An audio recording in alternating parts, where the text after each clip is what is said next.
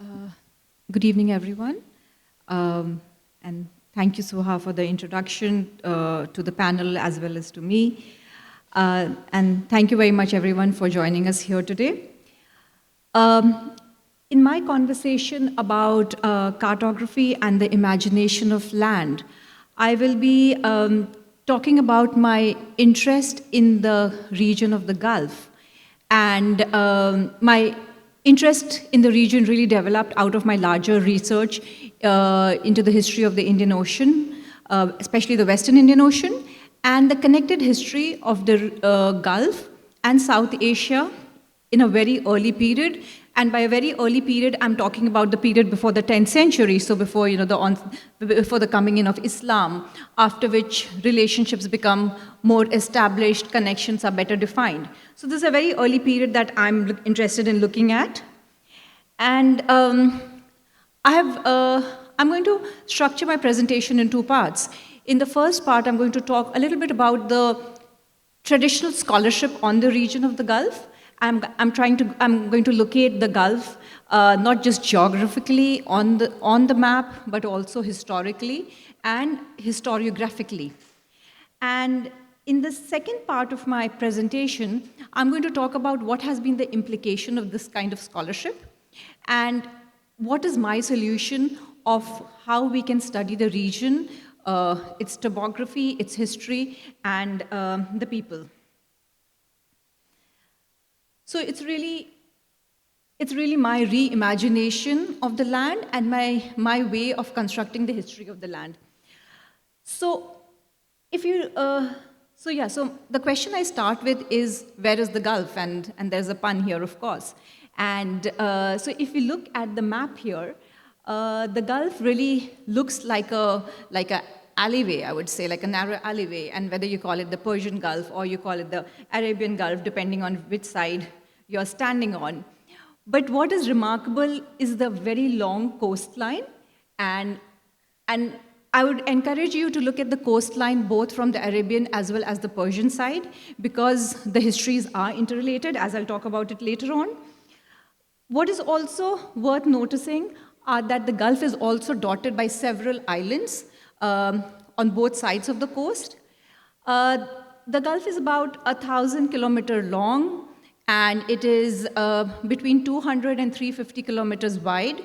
But at the mouth of the Gulf, where you see the Strait of Hormuz, where you see the Gulf of Oman, it's a very narrow entry point, and it's only about 60 kilometers wide. The history of the region as we understand it today is, of course, fragmented by national borders, and these borders are very recent. These are very post-colonial borders. But at no point in history was the Gulf insular, and it was imbricated in various networks, both maritime as well as overland. And it was imbricated in networks which were spanning across the ocean, but also within the region of the Gulf. So we must think about these connections being in terms of shorter routes and longer routes, local, regional, as well as transnational. The Gulf has also been at the juncture of crossroads of civilizations, so it's really the connecting link between what has been thought of as the East and the West. And my interest in the Gulf and in the networks goes way back in time, and I will talk about a time period as early as 3000 BCE, because relationship between the Gulf and South Asia actually starts from a very early time period. The second point which I also want to talk about is how, though these relationships are very old, very ancient, yet they continue even into the present day, right? The connection across the Western Indian Ocean is still very strong, though we think about it in different terms. So my question is, how do we understand this migration, this ancient migration? How do we understand the movement of people and objects? And what are the memories of travel which are still very prevalent, which are still widely known? So I started my research by looking at preliminary data, and by preliminary data, I'm a historian, and we typically start by looking at textual sources, at written accounts. The problem with this time period is that there's very little written account which is available, so there's very little textual data which is available. And early on in my research, I realized that I had to complement this textual data also with evidence from material culture, inscriptions, archaeology. So that is where my data comes from. So I'm going to start by talking about as I said, I'm going to start by talking about the traditional scholarship on the region. Much of our knowledge of the history of the Gulf comes from the 19th and the 20th centuries, and these survives from Orientalist writings of Orientalist scholars, from colonial archives. And given the strategic location of the Gulf, as this connection between the so-called East and the West, despite its serving as a collecting link, which was crossed by adventurers, by conquerors, by traders, by treasure hunters, but also by political thinkers, by philosophers, by historians. But what is interesting is that, despite this huge traffic of travelers, people were not really interested in the Gulf. They were going further east. They were going to South Asia, to India, and the Gulf was just like a stopover in this entire route. Moreover, the way history has been written, our focus has been very much on land-based histories. We don't really study the histories of the ocean, right? So the way we have traditionally studied histories, we have studied histories of the classical world, we have studied history of the Persian Empire, we've studied histories of India. So the focus has been on very land-based histories. So how do we understand this connection between the land and the water, and how the history of the water connects to the histories of the land? And that is really at the heart of my research. So as I was mentioning, our earliest understanding of the Gulf comes from 19th and 20th century Orientalist writings. And the European travelers who come into this region, some of them have left behind extensive travel accounts. There are paintings which survive. There are some very early photographs which survive. But a lot of how the Gulf was created in popular discourse was really from the vision of the Arabian Nights. So the Arabian Nights got translated sometime in the middle of the 19th century, around 1835. And the idea of Arabia, which comes from the Arabian Nights, is this exotic, fabulous, rich land. And interestingly, this is the kind of picture of the Gulf which is also presented. So the Gulf actually becomes synonymous with Arabia. It's only much later that linguists and scholars realize that the stories of the Arabian Nights don't belong to Arabia either. They are a compilation of stories from around the world. But coming back to the main question, so the Orientalist writers come to the region wanting to uncover, wanting to know the land, but also wanting to uncover the history of the biblical Holy Land, right? So they wanted to know where the stories of the Bible were enacted. And this starts the archaeological interest in the region, because now these scholars want to excavate data, find material remains which account for the stories of the Bible. So now begins the engagement with finding Babylon. And in this process, they land up finding Mesopotamia, the land between the two rivers. There are extensive archaeological excavations which are carried out in what is now Iraq, Syria, Israel, Jordan. And the artifacts unearthed were, of course, carried back to Europe, primarily to the British Museum and to the Louvre. And as you can see, this is a clipping from the Illustrated London News, which shows the physical transportation of one of these very large artifacts which are recovered from this area. Amongst the many archaeologists we hear of is, of course, Austin Henry Layard, who works on these sites. And he collects the data, he collects manuscripts. The manuscripts, of course, go back to the archives again in Europe, goes back to the universities for historic preservation, for scientific interpretation, and further research. The second kind of representations which come of the region come from the history, or from this attempt to study the history of Islam and to uncover the history and archaeology of Islam. Now, this is done on the basis of the study and interpretation of the Quran and the translation of the interpretations of the Quran. Now, the problem is that the European scholars are not able to access the Holy Lands, right? They are not able to go and see for themselves what is happening there. And the scholarship which actually comes from second-hand accounts of travelers who have traveled to Mecca and Medina. They also frame their scholarship on finding place names in the Quran and trying to match them on land, right? So there's really a finding of evidence on the text happening and matching with what is happening on the ground. But of course, this doesn't always work at the ground level. But even in this kind of scholarship, the Gulf is left out because the focus is really on the Hijaz region. The focus is on what we now understand as Saudi Arabia. And the Gulf is sidelined. And the Gulf continues to be known as this arid desert region, the land of the Bedouins, and there's no civilizational development which is actually associated with this part of the world. And then, of course, come the British interest in India. So, by late 19th century, the British Empire is very much taken over most of South Asia, and South Asia is an adjunct to the British Empire. Now, it is at this time period that the Gulf really becomes the highway which connects the British Empire to their interests in India.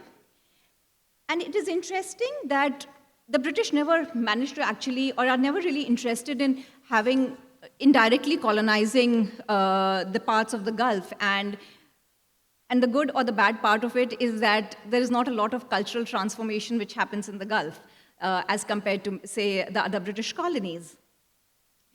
The Gulf is also seen as a mere feeder to the Indian Ocean.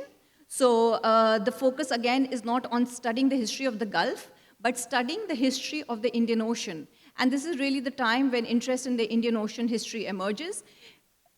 The British want to, of course, prove the Roman interest in the Indian Ocean, the Roman control over the Indian Ocean trade, which kind of becomes a way of legitimizing Western imperial interest in the Indian Ocean. Now starts the whole enterprise of finding the connection between Rome and India and finding the whole idea of Rome beyond the imperial frontier. And this is the time that now interest in Indian archaeology develops. I mean, Indian archaeology is already in place, but now the emphasis is on finding Roman presence in India. And we hear of Mortimer Wheeler and his archaeological excavations at Arikamedu, which is seen as this Roman port in India. In more recent years, we have kind of gone back to proving this Roman connection. And with the discovery of a text called The Periplus of the Erythraean Sea, the whole focus of Indian Ocean history changes. So just to let you know, The Periplus of the Erythraean Sea is a Greek sailing manual written in the 1st century of the present era. It is written by a Greek sailor. He is anonymous, we don't know who it is, and the Periplus actually survives only in fragments. What the Periplus does tell about is that this person who's written the text, he is a very frequent traveler in the Indian Ocean circuit. He starts by, and this is a map of the Periplus which is quite popular. So he starts from the Mediterranean, he crosses overland across Egypt, he enters the Red Sea, he sails around the coast of the Arabian Peninsula onto what is now Iran, the Makaran coast, Sindh, and along the long coastline of the Indian Peninsula, And it is believed that he goes further into China, but the version of the text which now survives stops at what is Bay of Bengal. So what is interesting is that though this person has left very detailed account of his travel into the Indian Ocean, he's left accounts of what were the port cities, who were the people who were living here, what are the trading commodities, what are the markets. This person actually never goes to the Gulf. So again, the problem is that the Gulf is kind of left out of this narrative of Indian Ocean networks, of Indian Ocean cultures. And again, again my question that, what about the Gulf and where is the Gulf? And finally, I would like to talk about the last set of data which I look at. So from the 1950s, archaeological interest in the regions of the Gulf really starts. And now Western archaeologists, Western universities are invited to carry out archaeological excavations. This is the time period when Bahrain, or the archaeological sites of Bahrain were discovered, and which was for the first time that the history of the Gulf goes way back in time.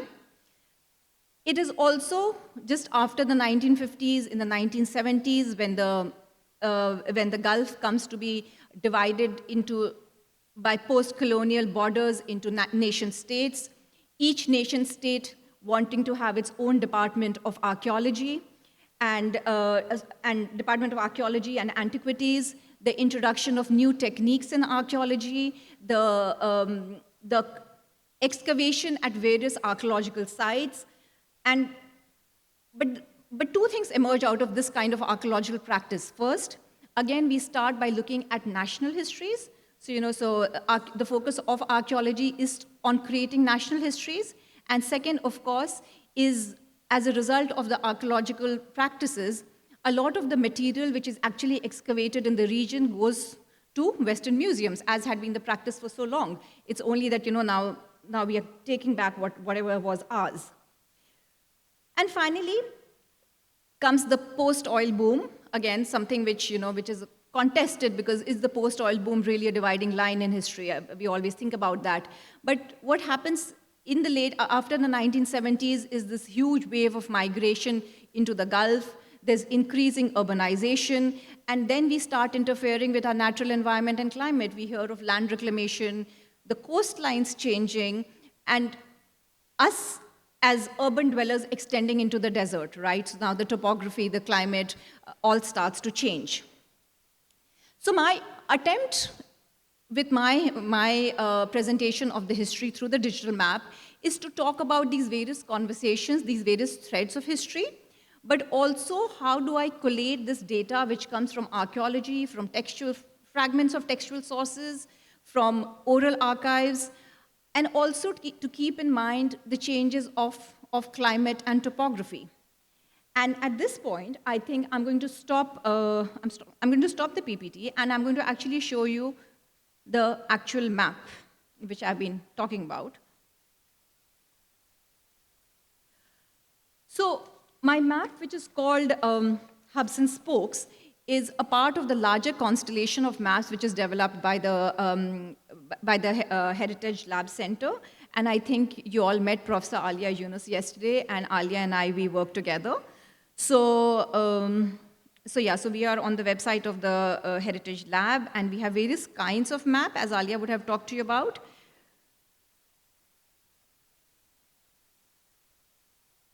And this is my little version of the map. This is my reimagination of the ancient landscape and the various networks that we can understand as coming out of this landscape. The focus of my study is, again, the period before the 10th century. And as I said, that it is very important to understand these early networks, because these were really the foundations on which later maritime networks develop. So just to argue my point, the places which you see on the map, without giving you the names, can you identify any of the places just by their location? Any idea what are the dots on the map? What are the places?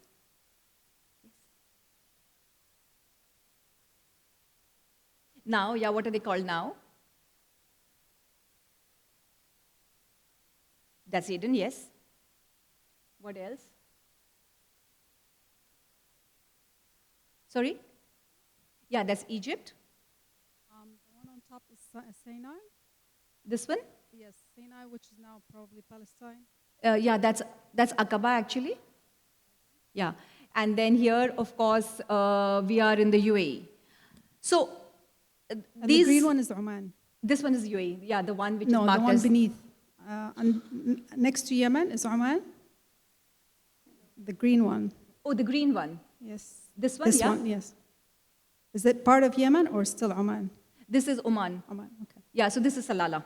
Yeah. So for me, these are all ancient landing places. These are all archaeological coastal sites pre-10th century. But as we have identified them, these are very much our modern port cities, right? So the fact being that these ancient landing places have evolved into our modern port cities. Now, why do I choose to call them hubs and spokes?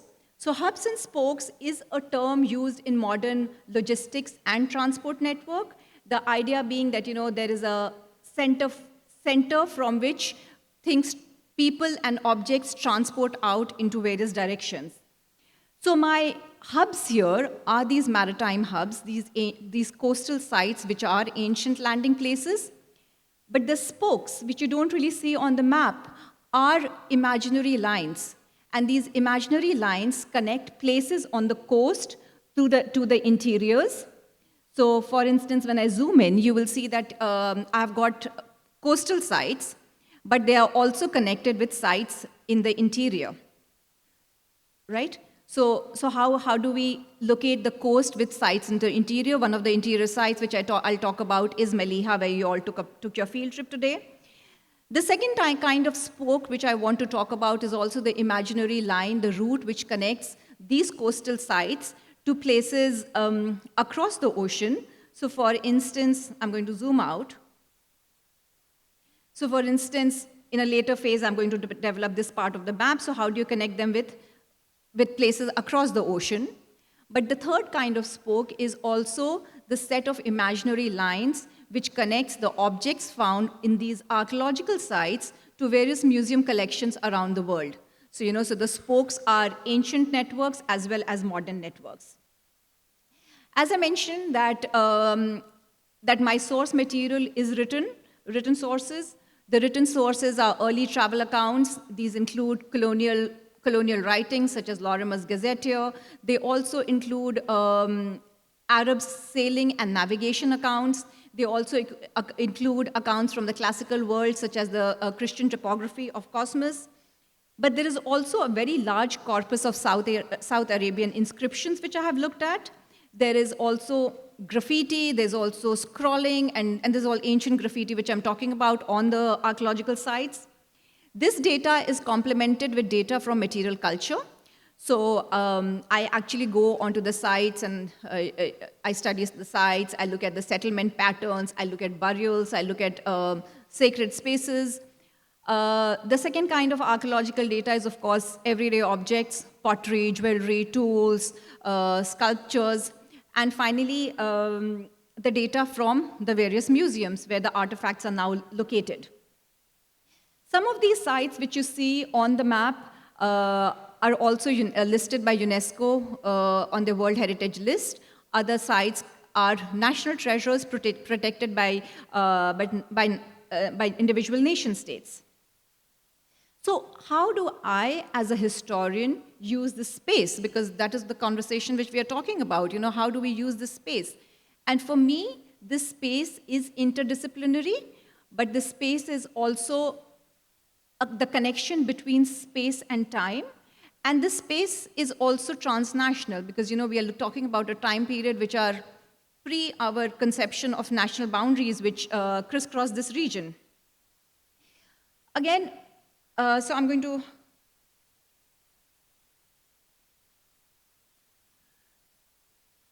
Now, when you go into the map, when you go into any of the sites, the kind of data we have tried to collate is, of course, place names, but also human histories through settlement patterns, through travel routes, through cross-cultural encounters.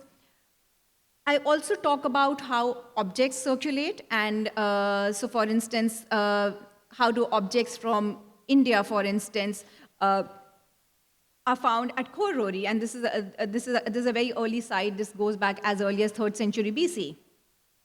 But what I also talk about through the map, or what I underscore through the map, is the geographical location of the site, that the sites, even these very early sites, were very consciously chosen. So for instance, some of the sites are very close to sources of fresh water. So for instance, if you're navigating around the coast of the Arabian Peninsula, where do you stop for water? So for instance, Korori, which is very close to modern Salala, has freshwater reserves. Very often the choice of the site is also on the basis of the coastline, and they're very close to natural harbors, to lagoons, to mouths of rivers, so places which provide safe docking for the sailing vessels. Also interesting to note are all these islands which dot the Gulf. And the islands, interestingly, are inhabited very early on. So for instance, there is Sirbaniyas off the coast of Abu Dhabi. There is the more recently discovered Sinia Island. There is also Felaka in Kuwait. So these islands are kind of stopovers for the sailing vessels to, again, to refuel, to get fresh water, to get fresh food. So my idea of mapping was also to present historical data to wider audiences, not just keep it as a reserve for scholars and people who are working in the region or with this kind of material. I wanted to bring out this data, make this data more open access, keep it into the public domain. And by public, my public is common internet users. So I'm not, one of my endeavors has also been to balance this information between specialist knowledge as well as knowledge which can be broken down and absorbed by people who are not really experts into the region. The digital format of the map has also helped me, as I mentioned, collate various kinds of data, but also take into account Anthropocene changes. So for instance, change in the course of rivers, desertification, or land reclamation. So one can do that, and which is why this is really a Google map. But I have chosen to use the satellite map to bring about the details of topography and to bring about the relationship between history and topography. The other thing which the digital map does is, when we think about where we are located and say, so my region of interest is South Asia, so you'll find me doing comparisons. But when I'm thinking in Abu Dhabi and I'm thinking about Mumbai, I think it is very far away. But if you look at the map and the spatial organization of data, if someone is on the coast, on the Makaran coast, and I'm talking about prehistoric time, when people really discover sailing, the immediate inclination is to sail along the coast to neighboring sites, right? And people sail for various needs. And this is the need for food stuff, this is the need for medicine, this is the need for things which are coming out of the sea. So salt, seaweed, shells. But then the same people become a little bit more adventurous. They have better sailing vessels. And then we have people from this part of the world, which is the Indus Basin, which is now known as the Indus Valley Civilization, which was discovered in the 1920s. So we have people from the Indus Valley who start sailing into the Gulf. And they don't just sail around, so the initial contact is around the coast of Oman, but then they get even more adventurous and they go right inside the Gulf up to Felaka. By 3000 BC, there is definite contact between the Gulf and South Asia. And we hear of Dilmun, which has been identified with various sites in the Gulf, but also with Bahrain. The second kind of network which develops is also networks across the coast. right? So as historians, depending upon our areas of specialization, we study the history of the Gulf, or we study the history of Persia, or we study the history of Mesopotamia. But what is also happening is that people from this side are also interacting with people on the other side, right? Again, the focus on national histories, national boundaries has kind of constructed of our imagination of how these early interactions take place.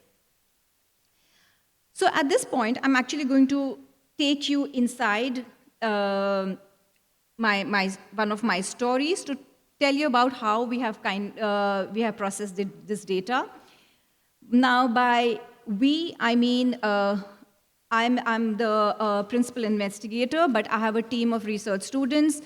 The map is very homegrown, so I work with students, my undergraduate students from NYUAD.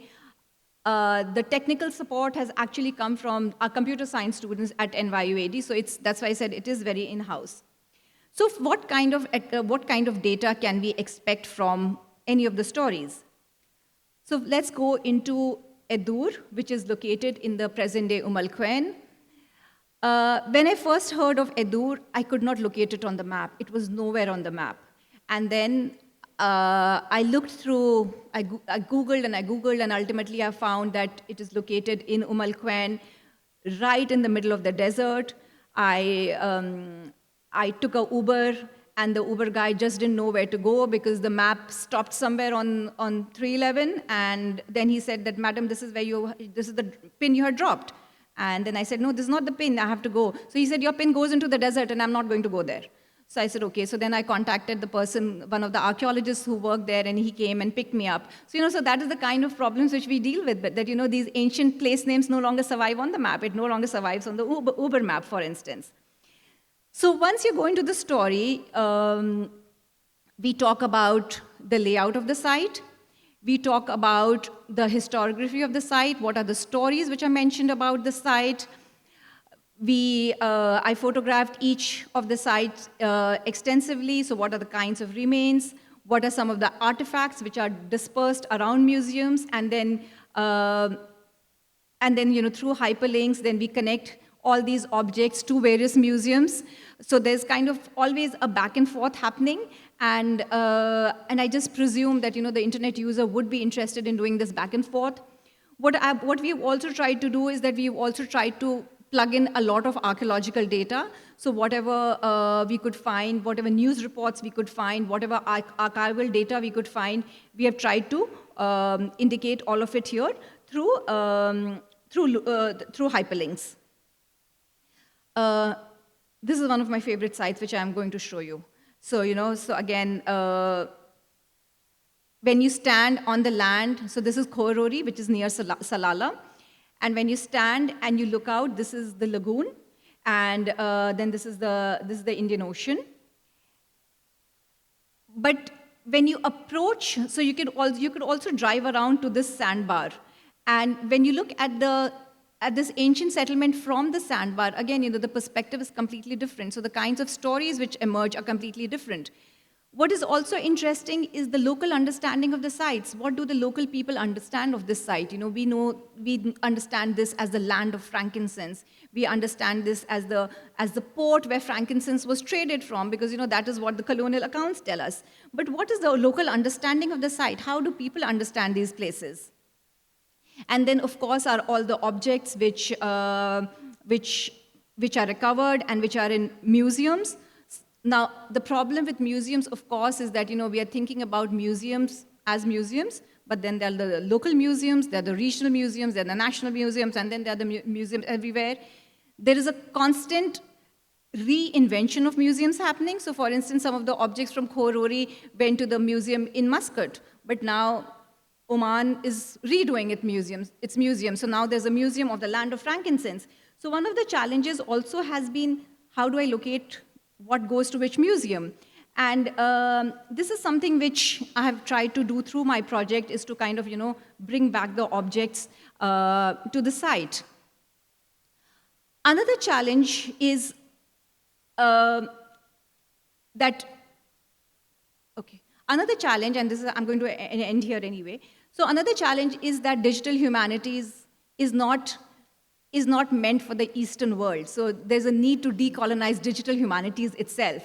So at the Heritage Lab, we have been trying to add timelines to the maps in a way that, when I click, say when I go to the map and I click at first century, then all the sites which were there in the first century will come alive.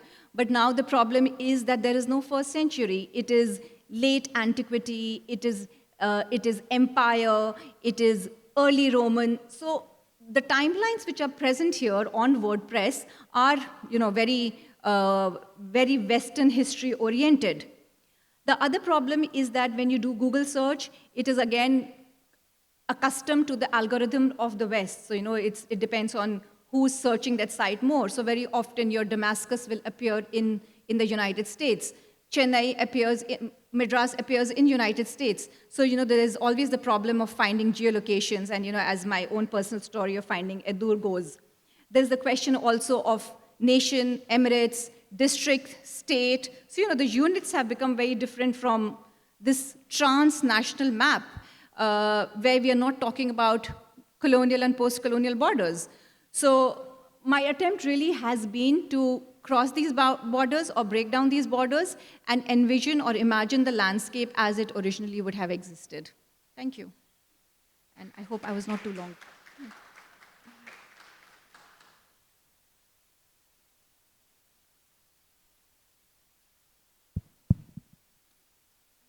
Thank you so much, Salila. Next, we have Uzma Rizvi joining us via Zoom. Just give us a moment to bring her online. Can everyone see me? Hello, Hi, good evening. Uzma, can you hear Hi, me? yeah. Yes, we can see you. I can hear you. Can you hear me? Yeah, we can hear you, we can see you and your screen. Thank you. Amazing. Fantastic. So I don't know if you need to stretch a little bit after that because you just came back from a long day. But we're going to stay with the sort of the framework to a certain degree that was set up for us. But before I jump into this, I just wanted to thank Suha for the introduction, but also this invitation to present as part of this seminar. And of course, Shama for all of the technical support. And, I just want to say, I really wish I was there because Sarkal has a very special place in my heart. And it's always more fun to be able to spend time with all of you in person than just doing this on Zoom. So I'm going to try to see if I can emote through the camera as best I can. But I do appreciate all of you being here and seeing us through this. So The Form of a Shadow, this is an excerpt piece from a publication that's actually coming out relatively soon. It's in press and it's with the same title. In case you want to hear more about it, I've tried to reduce the text just so you have some sense of what it is that we're talking about here. So let's go ahead and start.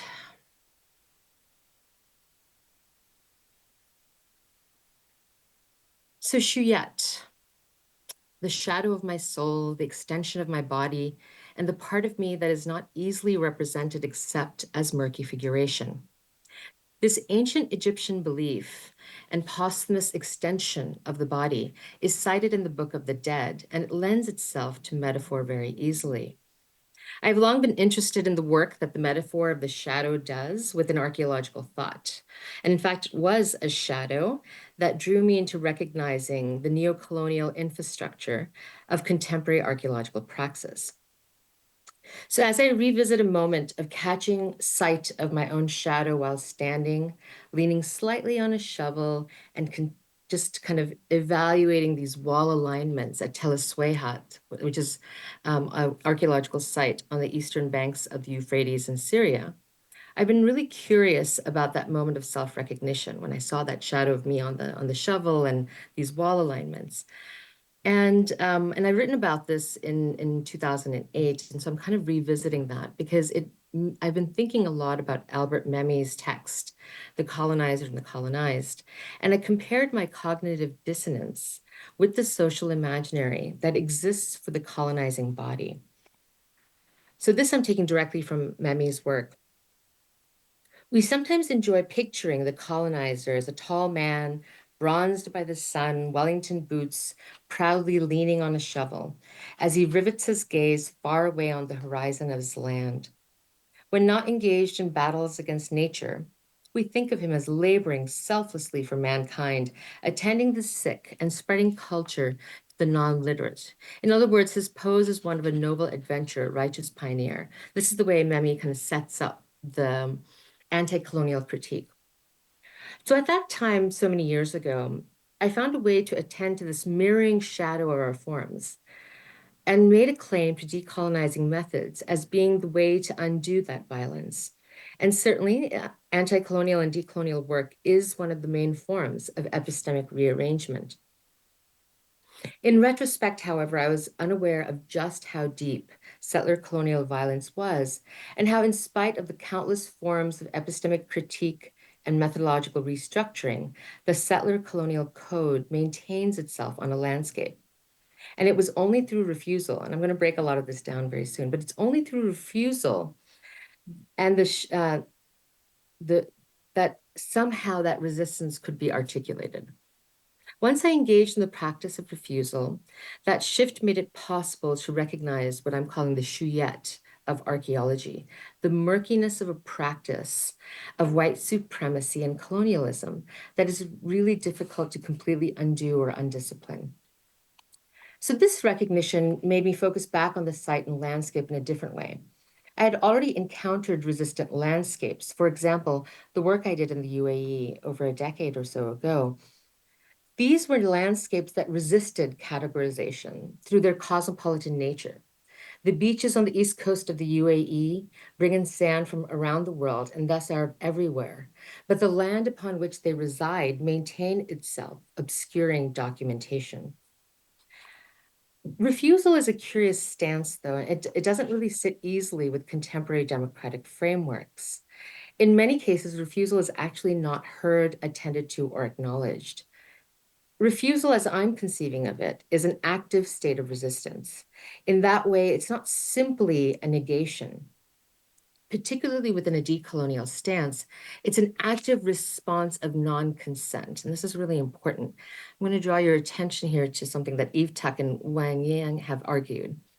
And that is that the goal of refusal is not for objects to become subjects in the academy, but contrarily to object to the very processes of objectification, subjectification, the making of possessors and possessions, and the alchemy of becoming claims.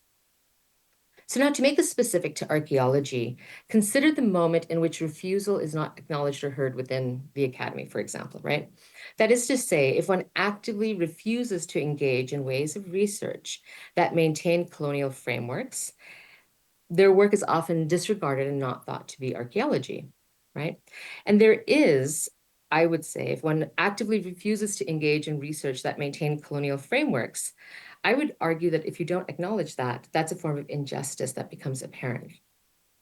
One must wonder if calling something that is claiming to be archaeological, not archaeological, is in some sense at its core epistemic injustice, and what Miranda Fricker calls hermeneutical injustice.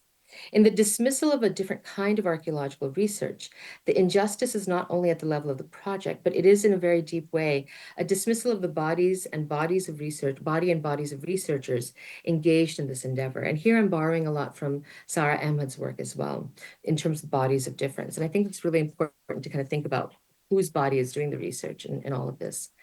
And it's usually in those moments that the shuyet of archaeology appears as a shadow outline, indexing colonial structures that are being held up as the gatekeepers of research. And it is precisely because we cannot always see the epistemic framework that is maintaining the injustice that its shadow becomes very important to recognize. What is not being recognized, though, and again, I'm going to keep coming to this, is the refusal. Now, Miranda Fricker draws our attention to the specific instance within which no is not registered, is not heard due to a credibility deficit that is based in heteropatriarchy. She speaks of this in the context of sexual harassment, which is not exactly the same as what I'm talking about here, but I am asking us to kind of think about that communicative interaction. And what's similar in my mind, at least in a philosophical sense, is the idea of consent and the inability to hear the refusal. Both hold true within archaeological and academic space as well. So given that, there's a need to develop a third space, often referred to as an in-between. Articulating that space of in-betweenness reflects more accurately the experience of being from elsewhere while being within. As Jose Medina reminds us, that epistemic resistance itself has to be contextualized. For differently situated subjects have differential epistemic responsibilities. And this is different not only in degree, but also in kind. And I'm going to come back to this moment towards the end of my talk.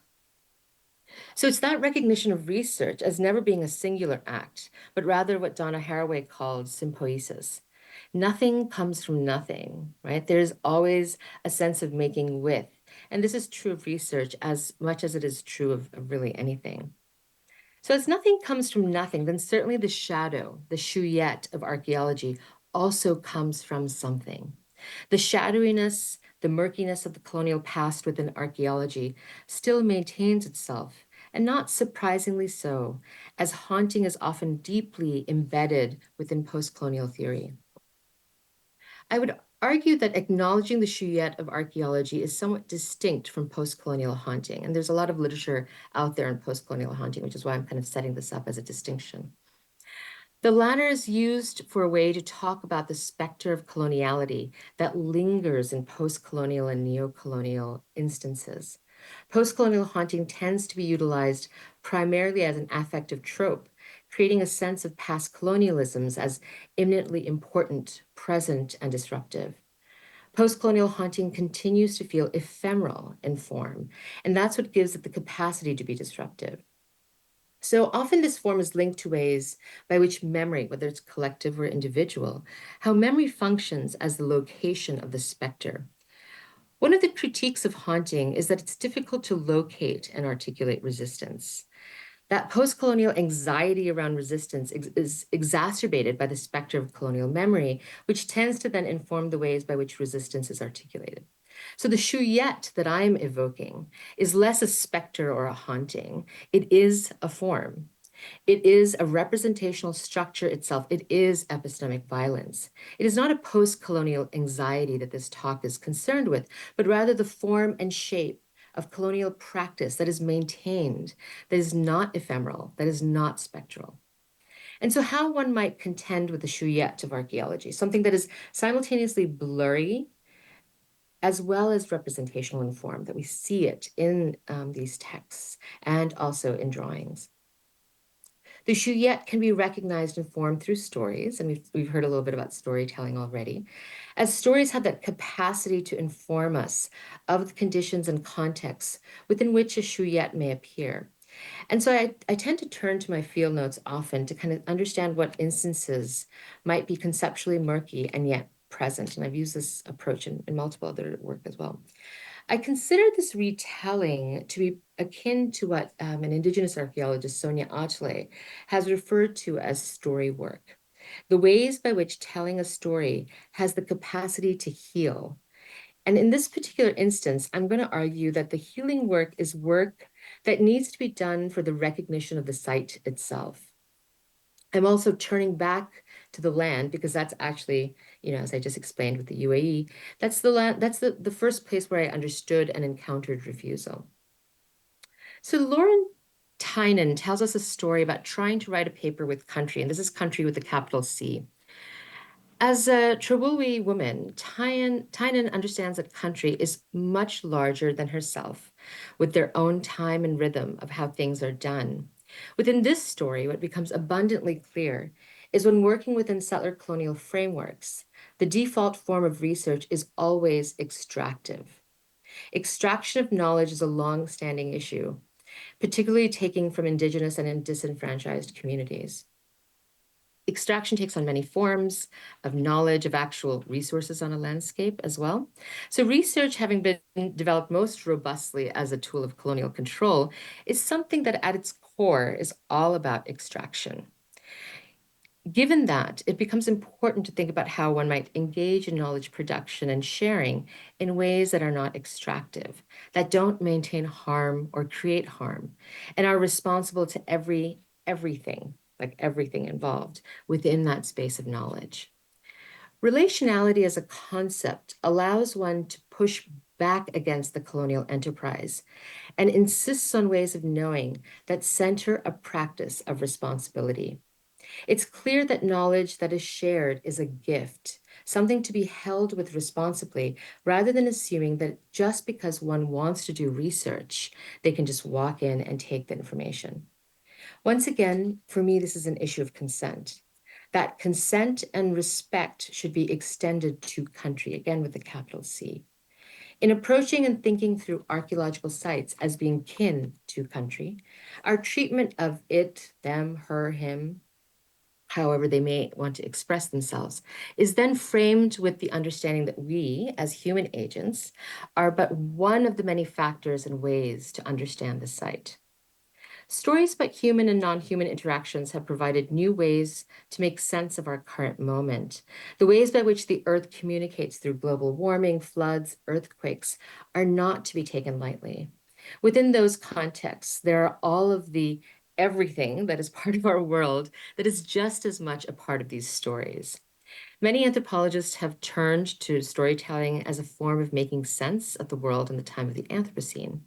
And one such facet of storytelling has to do with human interlocution with animals.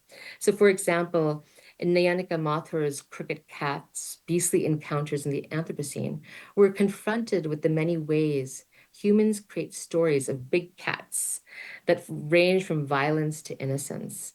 And so, for the purposes of this talk, what's relevant is the ways by which stories engage non-human agents, such as land, big cats, dogs, mud, all of it, right? And it's important by which one might engage with resistance, healing, or spiritual guidance through the recognition of relations that we build with the non-human world. In the story that I'm about to recount, it's less a conversation related to human-animal relationships, but rather it draws our attention to the possibility of the lack of ontological boundaries between human and non-human, which can be seen as a semiotic function blended to form powerful semiotic objects with metonymic sources. I look to these stories and relations with animals as a way to engage with relations with the site, with the country, as a way to acknowledge the refusal, the resistance, and through that, open the possibility of working together. So now I'm going to kind of shift to the site of Mohenjo-Daro. So I visited Mohenjo-Daro, which is a 3rd millennium BCE UNESCO World Heritage Site in contemporary Pakistan, many times before I began to actively work there in 2018. And I was invited to work there by senior scholars and community members. So at the time when I began preliminary research, I started by meeting with community members, faculty from local universities, and site officers and attendants to begin to create a more participatory framework within which we would all figure out how this project might unfold through time. I'm just looking at this. This is the slide that needs to be here. I'll go back to the next slide in a second. So as we were all working through that at the time while we were talking and working with community members and university folks, and this is all from 2018, I often heard, mostly in passing, but sometimes directly, that there were spirits and jinn that inhabited the city. And so one really needed to be careful working at Mohenjo-Daro. I asked about the stories of these spirits, and there were many variations, but one that was most recounted was a story about a king who was terrible, oppressive, and a very problematic figure who would routinely violate young women in the city. Because of his behavior, the city was destroyed, and those who remained were just the spirit and the jinn. Now, jinn, I feel like in this audience, everyone knows what jinn is, but this is kind of an interesting, for me at least, it was interesting to read what the Oxford English Dictionary explained jinn as, right? So this is from the dictionary. In Islamic culture and belief, and in pre-Islamic Arabian belief, jinn are intelligent, morally responsible beings of an order inferior in rank to angels, having supernatural powers and typically capable of assuming human or animal form. And that's from the OED, right? So now this didn't surprise me in these conversations because jinn are commonly discussed within Pakistani stories, in daily life and belief. And as a member of a Urdu-speaking diaspora and as a Muslim, jinn have kind of always existed, right? We know they exist. So as I was acknowledging the stories, the possibility of many non-human exchanges at the site sort of continued to expand and continued in my work. Now, in 2020, so that was 2018. In 2020, in addition to the experience of a pandemic of epic proportions, as you may remember, I was also diagnosed with cancer and was undergoing treatment.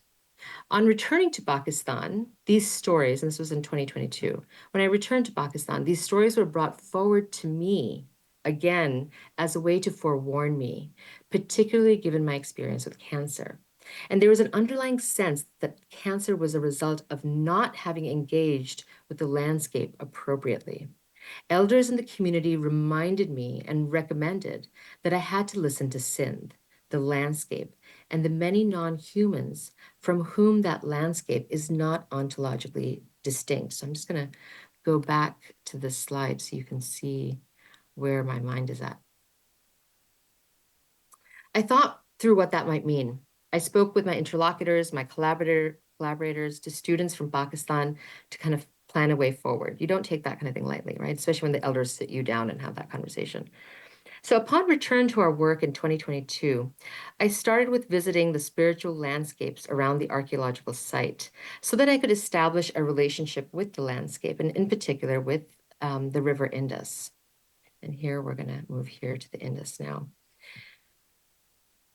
To be in relation is something I've learned most intimately while working, speaking, and thinking with Keisha Supernaut, who is a Métis archaeologist.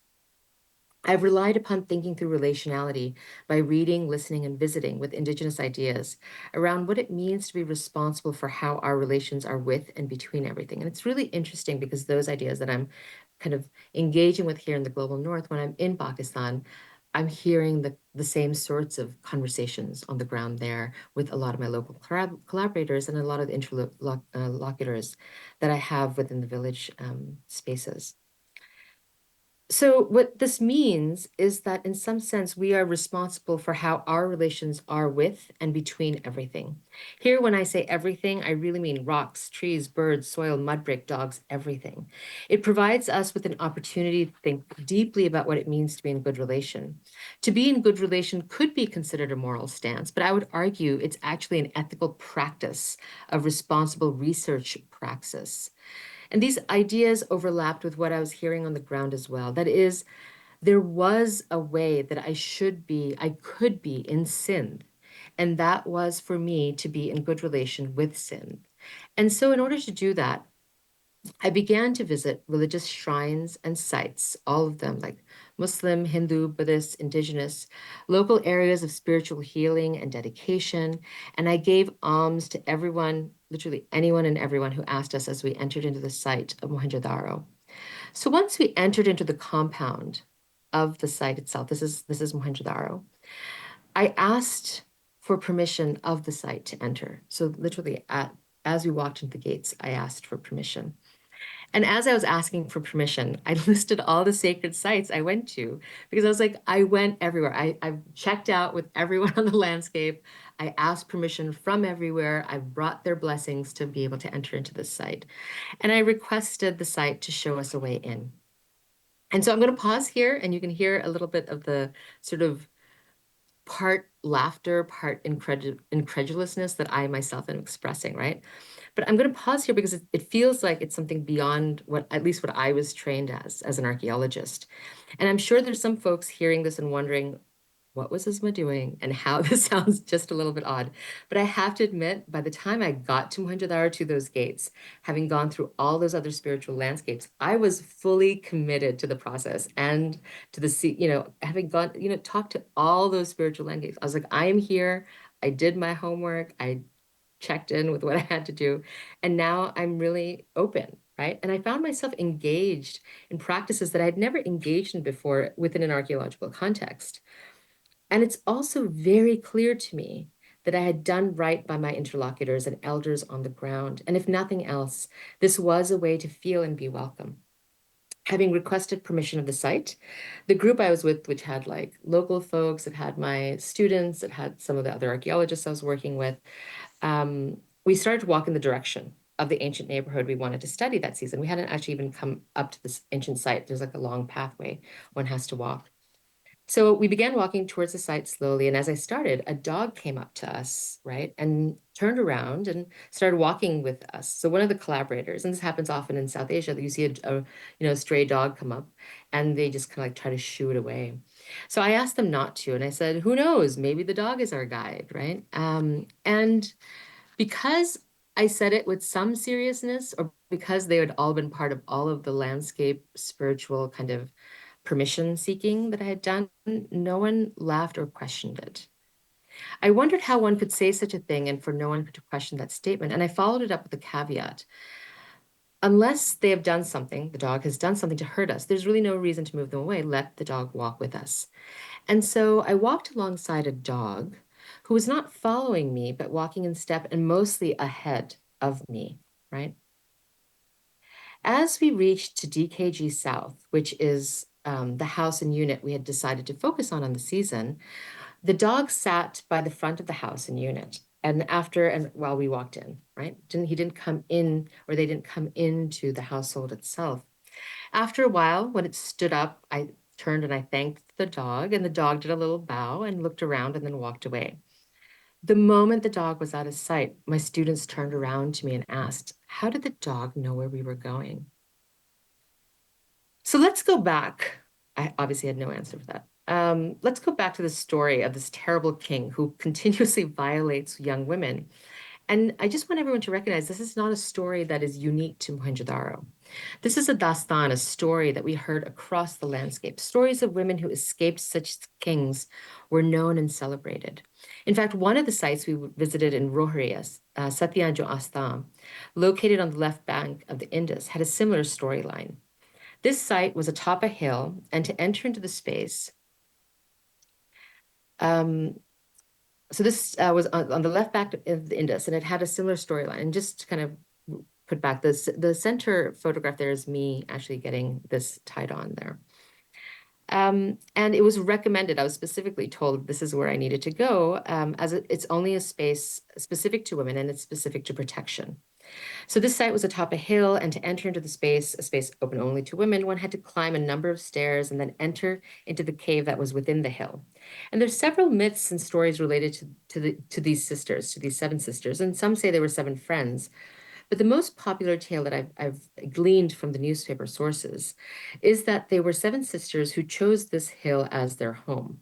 Their lives were disrupted when Raja Dehrir, a Hindu ruler of Sakhar, which then was known as Bakhar, caught glimpse of the women and ordered his workers as slaves to bring them to him.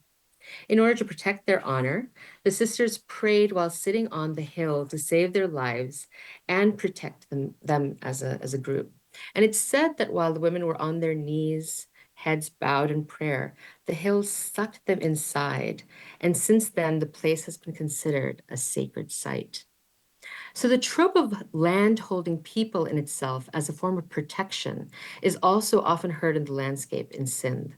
Sindh as land, as country, is not inanimate. It is not a non-agentive character in any of these stories, and neither are the women. These women, and especially in these narratives, are what Sara Ahmed would call feminist killjoys, women who explicitly call out the sexism and racism in everyday life, making patriarchy uncomfortable and holding individuals accountable for their actions. So now this relationship between protection, women, and land is also seen, interestingly enough, in science fiction. And this is a particular Pakistani Anglophone science fiction, the book The Curse of Mohenjo-Daro by Maha Khan Phillips. And it's set in Meluha, which is the ancient Sumerian name for the region of the Indus. And it's set across time. There are two characters, Jaya and Nadia, and they're linked across 4 millennia through epigenetic memory of a very particular artifact. The artifact is called the Bloodstone. And they're actively going up heteropatriarchy. So according to the ancient traditions of Meluha in this book, and in the kind of what they've given us as a story, so in the ancient traditions of Meluha, the bloodstone was a piece of the heart of the goddess Shakari, as a reward to the holy women in Meluha who could read the future in a sentient stone. Now, all of these are really important, right? Because the stone is sentient. And there are certain ancient traditions of Meluha within the science fiction universe that has been created by Maha Phillips. The stone itself empowers the city, its ancient history, and of course, the women. Jaya was one of the women who was empowered in Meluha to read the bloodstone. And this story kind of replicates itself through the present, through Nadia and Leila. Now, Leila is an archaeologist who rediscovers the bloodstone at Mohenjo-daro through excavation. And it's that rediscovery and uncovering that causes nuclear radiation, causing all the human bodies to melt, thus replicating a form of destruction as experienced in antiquity. And I'm not giving any spoilers here, so if you want to read the book, that's fine. There's a lot more that happens, but these are kind of just the key points that you get in the blurb anyways. So there are many ways one might read this work, right? Particularly as such literature allows a social imaginary to exist regarding Sindh prior to Muhammad bin Qasim landing on the shores. The significance lies within the manner by which female protagonists unapologetically call into question the aggressively misogynist and violent forms of social, cultural, and political life. These women don't wait for anyone to save them, and they continue to challenge heteropatriarchy and thus a specific form of coloniality that was part of the larger Indian subcontinent that regulated female sexuality. Visiting with these sites and the narratives that were held and of these spaces of unapologetic feminist killjoys challenge the heteronormative misogyny that is often structurally carried through and within archaeological practice. In some measure, visiting with Mohenjo-daro provided me with the space to refuse, to challenge, to be a feminist killjoy in the most radical form. Radical because in all of Sindh's multiple non-human, ontologically indistinct, and yet remarkably agentive forms, our team, our work, our collaborations, our way of moving through space were unapologetically challenging colonial archaeology in such a way that was not allowed to be represented in any form in any of our work. And as such, the Shuyet remained unmarked. Salima Ikram, who's an Egyptologist, points out how, and this I'm going to quote her here, the shadow is described, and here she's speaking of the Shuyet, the shadow is described in funerary texts as a powerful and speedy entity that had to be protected. The word for shadow itself, Shuyet, also suggests shade and protection, end quote. Although the Shuyet can be considered as something that alerts us to neocolonial structures, Ikram's point also draws a clear relation to power. The power that is held within the form is a reflection of a deeper power that is held within the structure that it's indexing, that it's pointing to, right? And I'm leaning on this as a metaphor because it's one of the strongest ones that clearly allows us to see how it is only through the maintenance of the shadow, that is the maintenance of a colonial form of information sharing, right? That it remains and is recognized in form. Epistemic critique in the service of decolonization has allowed us to interrupt and redirect much of the maintenance of colonial violence that is seeped within the infrastructure of the discipline of archaeology. Refusal scatters the protection of violent histories and practices, not always in ways that are safe for all subject positions, but certainly within a feminist killjoy framework. The articulation of that violence is key. And it's here I'd keep in mind Medina, if you remember, I was speaking of this philosopher earlier in the talk. Medina's reminder of all of us having different epistemic responsibilities based on how we keep us safe. Now, that is to say, just to kind of break that down, each of us, and us I'm using as a broad category of human, non-human, each of us have a certain role and responsibility that has to do with the ways knowledge is shared, constructed, storied, and held. As we do that work, we need to keep in mind what sorts of divisions of epistemic labor that can ensure that colonial harm does not metastasize. If you have built and recognized your relations on a landscape and have found a land, a country willing to step up to protect, to harbor you with its physical form, that is a blessing. That is love and a form of care unknown to most of us. Every year when we go to visit with Mohenjo-daro, I engage in a version of a landscape visit, and I always ask permission prior to entering the city. And all of these individuals with me do as well. I no longer look for a guide. The dogs are still around, but no one really takes me to the site. But I do think about that moment every time I walk onto the site. And I no longer feel like I'm visiting as an outsider. I'm visiting with a relation to Sindh. There are ways of being that are far beyond our or my Western education. And I believe that this allows my research to breathe in a different way and for my collaborations to be both human and non-human, and most certainly always in relation. The form of the shadow, the shuyet, however, cannot be left without mention because there is some relation we continue to have with its form. What could it mean to be in good relations with the shuyet of archaeology? So I started this talk with the concept of the shuyet as indexing colonial research practices.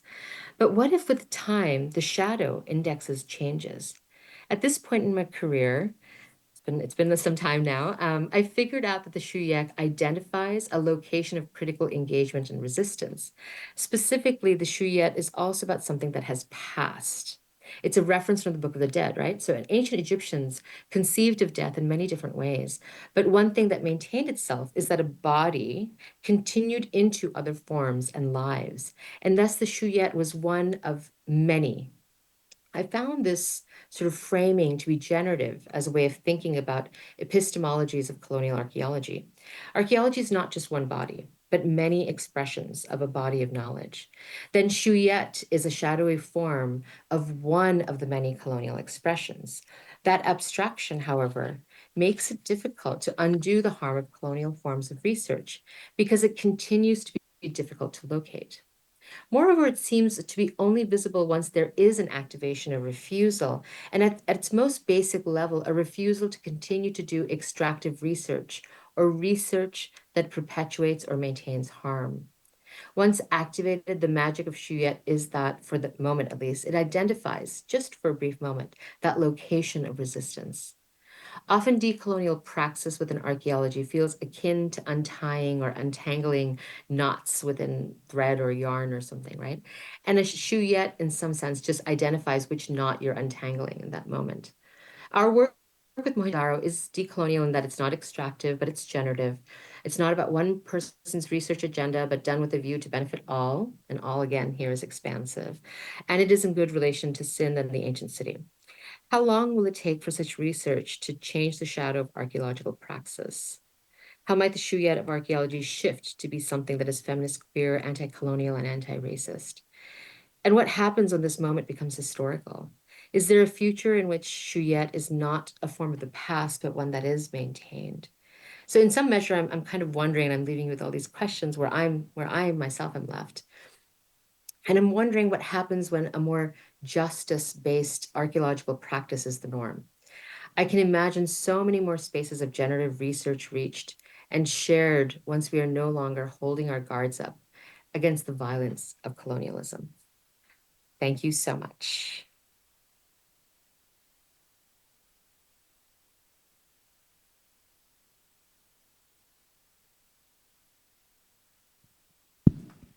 Thank you so much, Uzma. We'll be coming back to an informal interactive Q&A, but before that, we have Rawan's presentation. Yeah. Okay, perfect. Thank you so much. I'm really glad to be here. And before I start, I'm very happy that I got the chance to hear Salila and Uzma. Their talks really resonates personally with me. Salila, just for you to know, my great-grandfather was to be a merchant of horses, and he used to travel from the central region in the Arabian Peninsula with horses by sea to India. And there is a huge history of Najdis, who are men from the central region, the Arabian Peninsula, who often travel to India. And there are a lot of documentations and books about that. So that topic really resonated with me. Uzma, your talk was amazing, and there are many questions that you asked that I'm still thinking about now as a local ethnographer. Thank you, Suha, and Shamma, for arranging this. I'm really happy. And I do wish, like Uzma, that I was personally with you in that space, because it's not about this hour where we are talking. It's also about the after conversations, the informal conversations that really matters to me. And I'm really sorry that I'm missing that, but maybe for another time, inshallah. Okay, Rawan? now I'll start. Sorry, Rawan. Yes? Before we begin, I think there's a slight glitch with the screen that you're sharing. So I'd recommend maybe stopping the share and then restarting. Okay, I'll do that Yeah. again.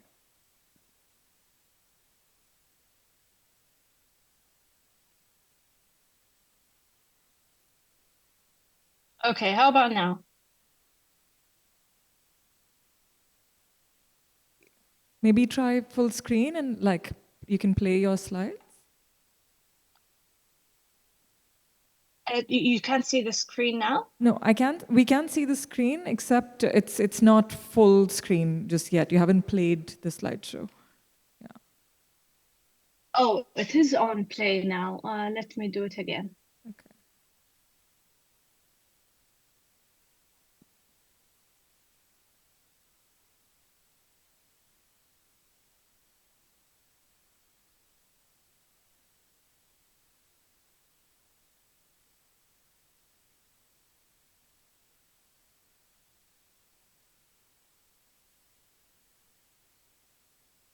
Is it better now?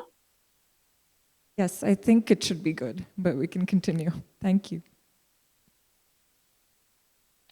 Okay, so in December 2022, I was at Al-Khalaf house in a village in the central region of Najd, in the center of the Arabian Peninsula.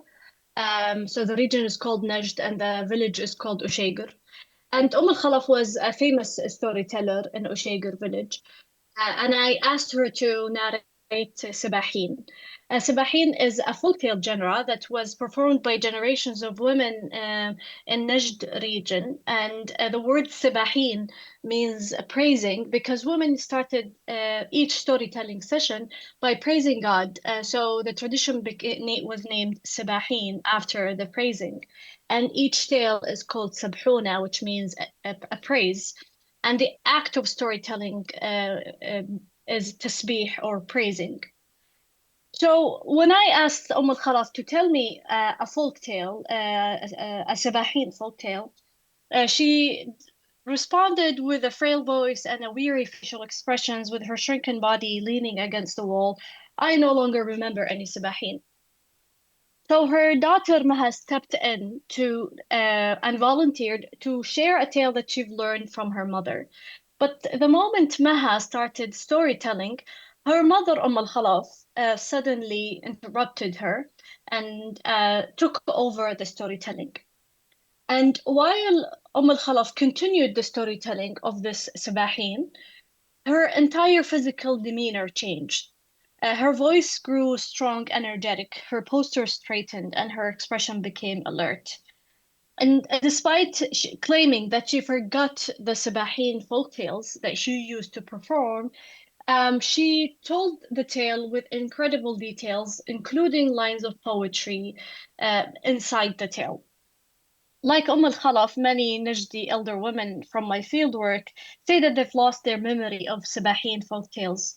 But when someone whispers a tale title, like Mizna, her sister would whisper a tale title in her ear, and then Mizna will suddenly remember and start storytelling.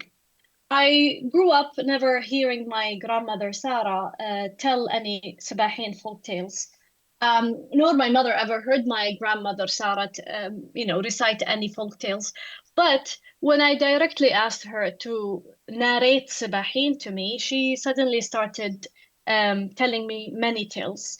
And every time I would call her for a new interview, she would have claimed that she had already told me all the Sabahin folk tales that she remembers. Yet many tales poured out of her every time I visit her. Until the mid of the 20th century, Sabahin was part of daily life in Najd region and in the mud architecture. And this is the village of Oshagir, which is 2 hours away from Riyadh, where I'm from. But my interlocutors participated in gradual waves of urbanization, abandoning this mud village and mud architecture and moving to cities like Riyadh. In sunny cities today, Sabahin is no longer an active genre. Not even the younger generations are not even familiar with it. Many Najdis, including Najdi social scientists, would ask me, what is Sabahin and how can I pronounce it? So by relying on my 6 years of fieldwork, I aim to understand why, after centuries of oral transmission, did Sabahin genre decline so dramatically? And in my talk, I will take you through this journey of discovery of why Sabahin is not active anymore by recognizing a lot of the already considered factors. But my interest is the spatial arrangement. So I will be exploring how does the thriving of recitation of folktales was very much intrinsic into the Najdi environment, the mud architecture, and the spatial setting.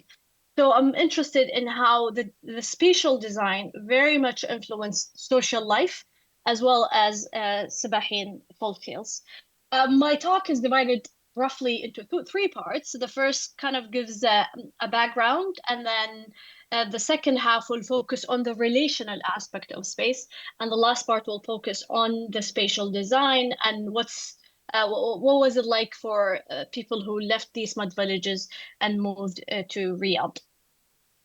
I must state that when I say that Sabahin is no longer an active genre, I must point to the fact that I'm not declaring the end or the death of Najdi folklore.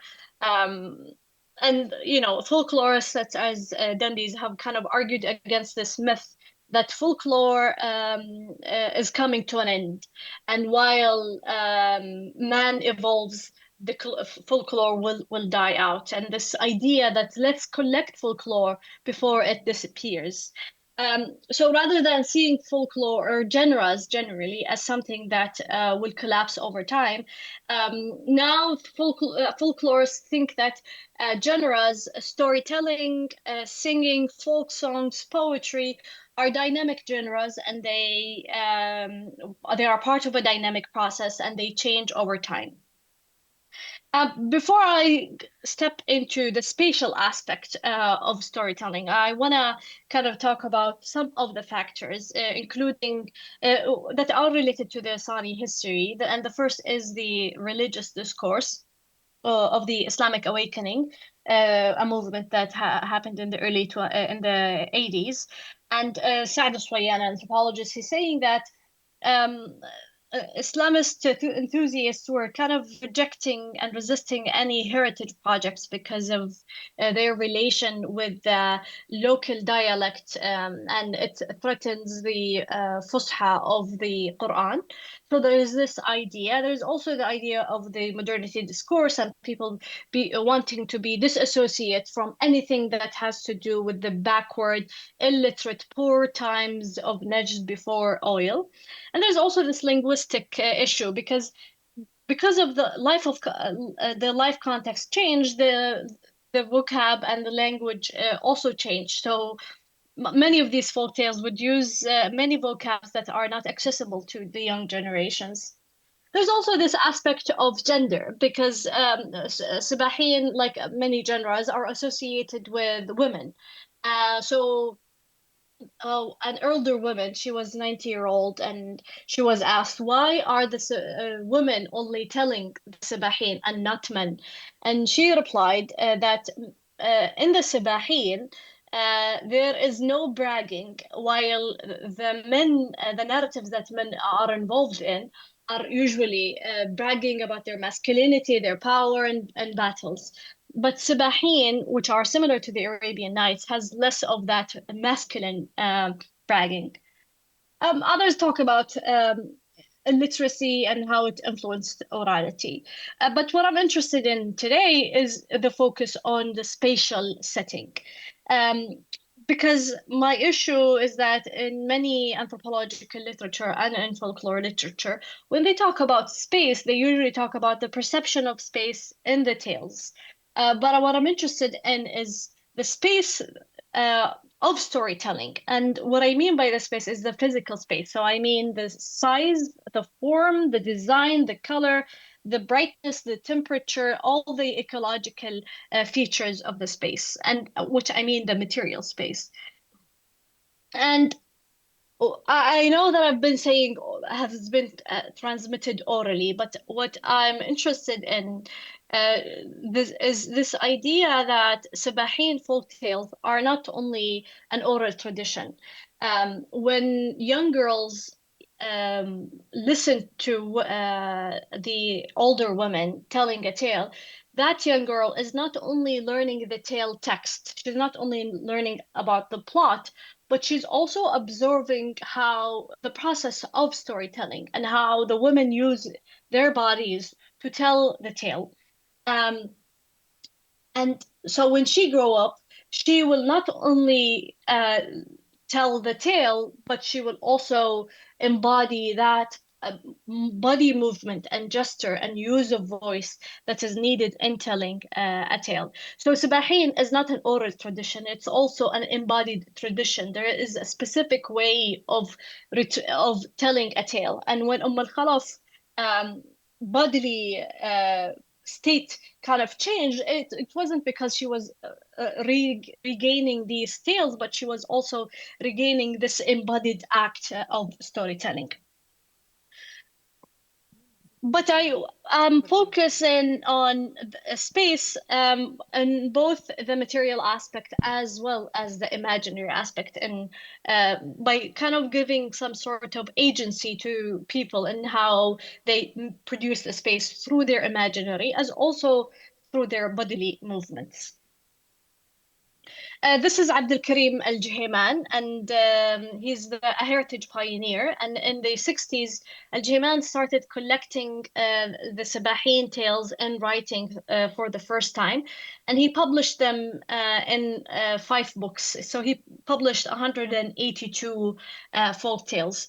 The Sabahin are very similar to Arabian Nights. They are fiction realists, and there are jinn. And I'm glad that Uzma talked about jinn. And there are these creatures like Su'luwa.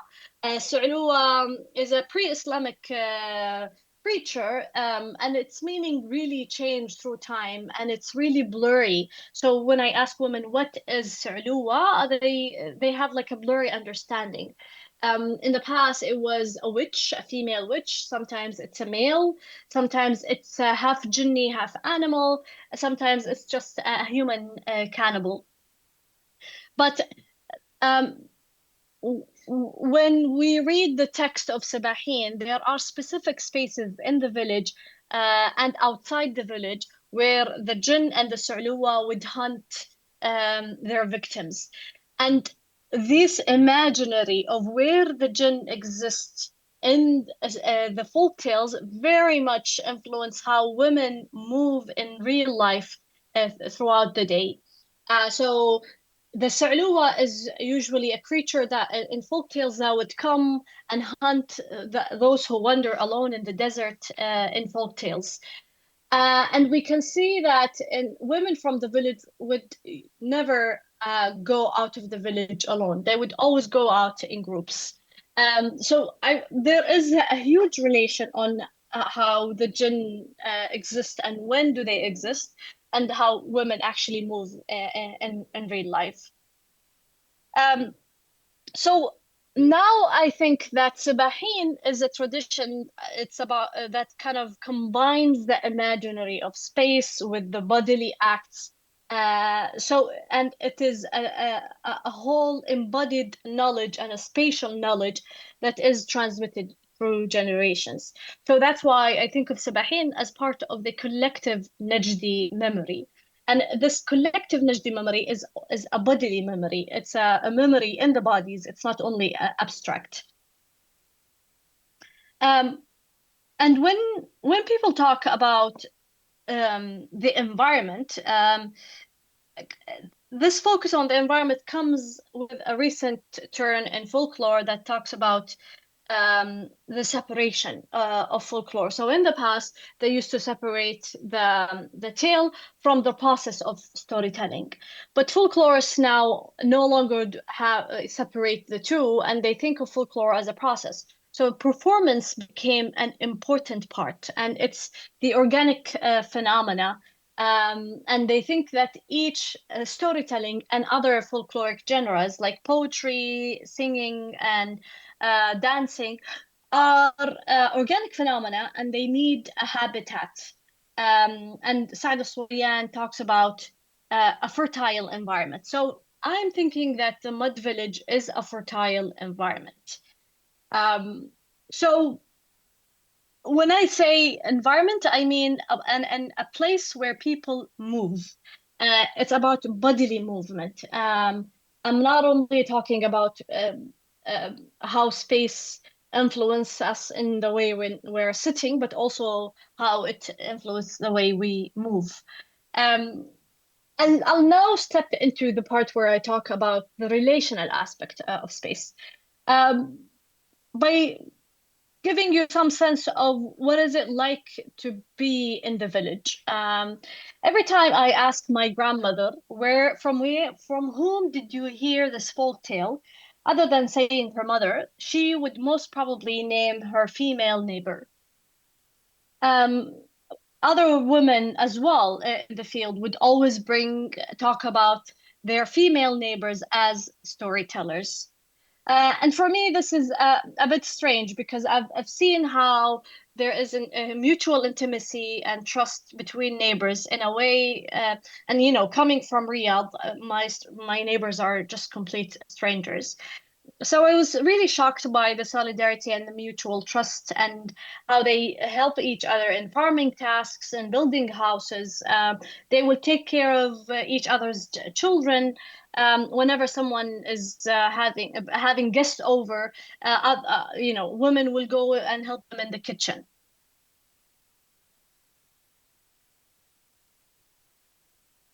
Um, Shamma, just for you to know, this screen is black on purpose. Okay, So good to no know. worries. Thank you. Okay. Um, but there was one time when I was speaking to a younger woman. So this woman is in her 50s. She never lived in the village, in an Najdi village. And I asked her about the village where her mother used to live. And what she told me, just for you to know, this is a woman who never seen a village life. But when I asked her about the village life in her mother's village, she said something that kind of shocked me. And she said, women back in the day, they never left the house. They will only leave from the husband's house to the grave. I think many of you in the room would understand what is this. But what it's meant there is that women are always in the home, and the only time they will leave the home is when they are married, moving from their home to the husband's house, and they will be stuck in their husband's house until the day they die, where their bodies are moved to the grave.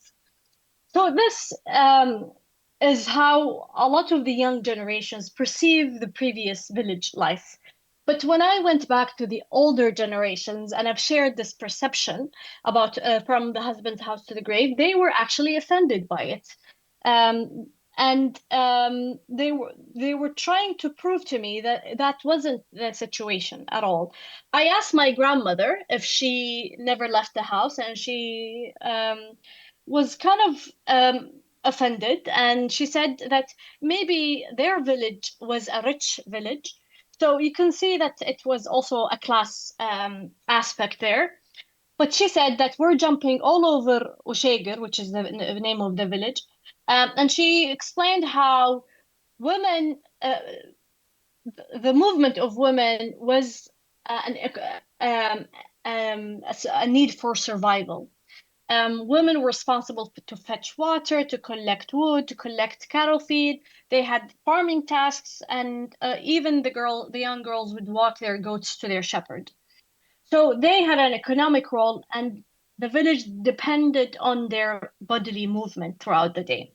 And while they're moving to do all of these tasks, they would always come across each other and will have this spontaneous social interaction. Okay, now back to that same woman who said from the husband's house to the grave. She also stated this other statement. She said that women in the past were so shy to the point that they will يبارون الساس, which means that they will walk while their bodies are so close to the wall to distance their bodies from other male pedestrians. Again, I took this phrase and I went took to the elders and I said, "Did you use to baron assas, like walk so closely to the wall to the point that you want to distance yourself from men?" But they mocked this question, like they mocked the fact that I asked this question. And my grandmother stuck her tongue out to mock my silly question. And she kind of explained how women in the past used to sit in the sabut. And this area that you see in the picture is called a sabut, which is a shadowed area of the street. And women used to sit on both sides. Sometimes men would sit on both sides, facing each other. And women had to walk between men sitting on the floor. And when I went to the mud village of Ushaygar in Najd, I was shocked with the fact that these spaces are tiny, and how come a woman would walk so close to male bodies uh, who are not her kin? They're not her mahram. And but when I asked my grandmother, Sarah, how come you walk so closely to men's bodies while passing through this sabut area? And she would say, it's only Ushagar people. Other women would give me similar answers. And she would say something that goes and I quote, Ushagar had no strangers, end quote. So I'm very much interested in this concept of stranger. Who is a stranger and how does the perception of stranger, whether we are strangers in this space or not, can shape our bodily experience in that space. And I've realized that, even modesty and the meaning of bodily modesty and the meaning of spatial privacy was very much relaxed in the previous times. And I was wondering, why would women trust non-kin men? And probably the best way to understand it is to kind of compare the Bedouin women with the village women. So the general rule is, which is not, it's relatively general, is that Bedouin camps usually are arranged according to blood kinship, which means that women are always surrounded with their male kins. And Bedouin women have more, I would say, relaxed modesty standards. There are higher chances of them in working with their male non-kin because they're tribe members. Asad Swayan kind of explains that the honor of the tribe falls on all men of the tribe, and women would trust their tribe men with their honor. And that trust means that they will have more freedom. But when we look at villages, mud villages and Najd, that's not the situation. The villages have different tribes, different families who are not kids. So I was wondering, what is the basis of this intimacy and mutual trust? If the Bedouin women were relationships and trust was based on blood kinship, what why did women in the village trust their men? And when I see women in the village, they would say something like, and I quote, women used to cover their faces with anything. They didn't need to cover in the entire face. And she's referencing to a relaxed modesty here. Only covering my eyelashes was enough. And then she left. Sometimes a woman would be breastfeeding with her breasts uncovered, while only half of her face was veiled, end quote. And they will say something like, oh, because we trust our men and our village men يغارون which means they protect our honor. So This raises the question, what is exactly the mode of existence of social relationships? And I have to reference a study by Zaho on student movement in Beijing, and how he said that pre-existing networks, um, that when people are in space, and how social movements do not happen because of the pre-established relationships, but rather the way the space is designed, it allows people to socially interact, and then these relationships will be established. So he's talking about ecological design and how that ecological design shapes patterns of movement and encourages mass encounters. And when I see this mutual trust among women, I must say that in the Bedouin camp, the type of kinship is a blood kinship. But in the village, it is a geographic kinship because it's a relationship that is grounded in space. It was established because of their geographic coexistence of bodies. And this geographic kinship in the village very much influenced Sabahian storytelling life. Um, they they always explain that the neighbors always had their doors mhajuja, which means opened. Neighbors can anytime step into the neighbor's house. And and I'm starting with a quote by someone who explained that our happiest moment as children were when my mother started making coffee and sent us to invite our female neighbors. We would excitedly run through the street, knocking on doors, announcing, "Yalla, come, my mother is making coffee." And because of this geographic kinship and spontaneous interaction, a lot of people in Najd had a lot of evening gatherings where women would be singing, dancing, and also performing Sabahian storytelling.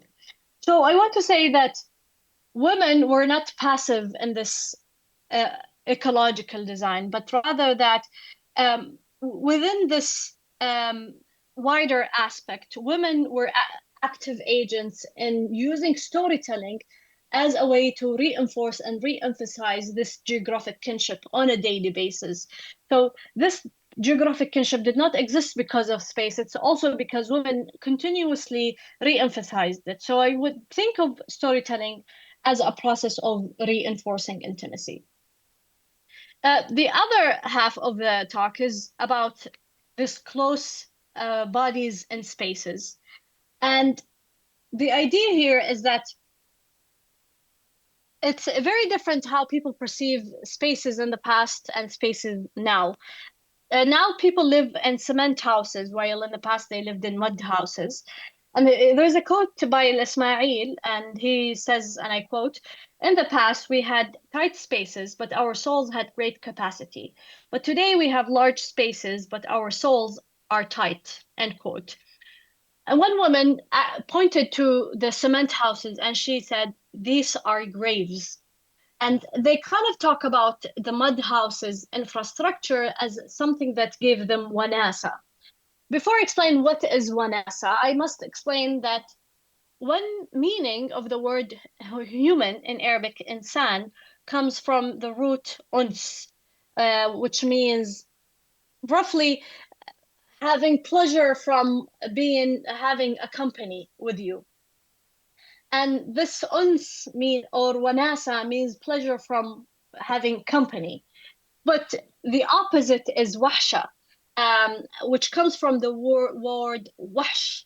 And wahsh is our beasts and frightening monsters that exist in folk tales. And the wahsha place is a place where people feel afraid and insecure and not safe and feeling alone and feeling that they are isolated. Um, and when I go back to the village, I want to say that the Sabot was also a place where women on a daily basis would gather during the day, because the sabut has a shadow. So this ecology of the shadow made it a social space for women to tell tales. And if women would be sewing, working on their wool while storytelling to the children. And even children who, their mothers is busy cooking, it was very normal for a child to open the door and walk alone to the closest sabut and listen, sit with the women and hear their tales, which is something that is not possible today in Riyadh. So the ecology of the shadow, as well as the closeness of the sabut that brings bodies so close together, um, is a contributor to this storytelling. And there are a lot of international examples that kind of talk about how the design of the space very much influenced the quality of research. Um, but the idea that I want to say is that we talk about space entails, the imaginary space entails, but I want to emphasize that storytelling ontologically exists in a material space with its ecological factors. And storytelling is an act of spatial production in itself. This is the doorstep of the street of my grandmother. And she told me that on Fridays, women would sit at the front door with their kids, and each neighbor will have her children standing next to her. And this is where my grandmother heard a lot of folk tales from their neighbor. And of course, I wouldn't be able to have a conversation with my neighbor if I was, standing by the door without having to cover, because I can just immediately go in if a man passes by. This is something that is impossible to do, because in Riyadh, it is maybe 30 meters wide, if not higher. So the ecology of, the size of the streets made it possible for women to chat while everyone is at their doorsteps. This is the roof of, this is a wall between neighbors in Riyadh. I'm sure many of you in the room know that in Riyadh, people add cement, metal walls on top of the cement walls, right? But in the village, people shared one wall in the roof, and these roofs were very short. And in the summer, usually they would sleep on the roof. And what is astonishing is that a lot of the storytelling will take place before bedtime on the roof, and the roof wall between neighbors is very, very short, which means that they can hear the neighbors while laying down for bed. So my grandmother said that while they're laying down during their bedtime, her mother was chatting with the neighbor's mother, asking about her child's health. And this very much shows that, there is no real boundary between spaces, and that the space is very permeable to sound. أماكن تسمح باختراق الأصوات. But it also was permeable to bodies. It was very normal for children to jump on the roof of the neighbor. And my grandmother told me that many times when she's hanging out on the roof, her female neighbor will see her and will wave at her and asking her to jump. So my grandmother will jump on the roof of their neighbor to hear the Sabahin folk tales. And there are many examples of this, but it wasn't only that the roof was permeable to sound and bodies of children, but it also was permeable to adult women. Women would jump on roofs to reach the neighbor that is 10 houses away. And that roof was a spatial place for women, especially in the summer. And this, which I will read in English, I will read in Arabic, but the translation is here. To explain how the summer as a seasonal environment time was a time when women performed a lot of folk tales to children, and were a lot of social gatherings. And women said لا طلع بادار تعلل الجار مع الجار وفرخت الأطيار وأبرضت الأشجار. I want to say that these ecological designs, the sabut, the roof, the streets, standing on the doorstep, they are all ecological factors that were habitat for the active performance of Sabahin. But when women moved to Riyadh, all of these ecological spaces did not exist in Riyadh, and people felt that they were isolated. And they felt like it wasn't wanasa, but they felt wahsha. And I quote one woman who said, and I quote, "One's soul become pressed, gets bored. I wanted to go out to see people, but I only stayed in my home or visited my family. I spent weeks only seeing them. I miss my village people." End quote. And they say how they've been very much afraid to go out. Even children were not allowed to play outside. And Abdul Khal writes that in the city, the night is no longer a hole where tales sneak from. I will end with the idea that storytelling does not occur in a vacuum. It unfolds through our moving bodies in the real environment. And when al-Khalaf retrieved her memory of Sabahin folk tales, that retrieval was the retrieval of the text, the embodied expression, as well as the space of performance. Thank you. Thank you so much, Rawan, for your incredible presentation. I think we can dive right into questions and from the audience while we have the speakers with us, also in the interest of time.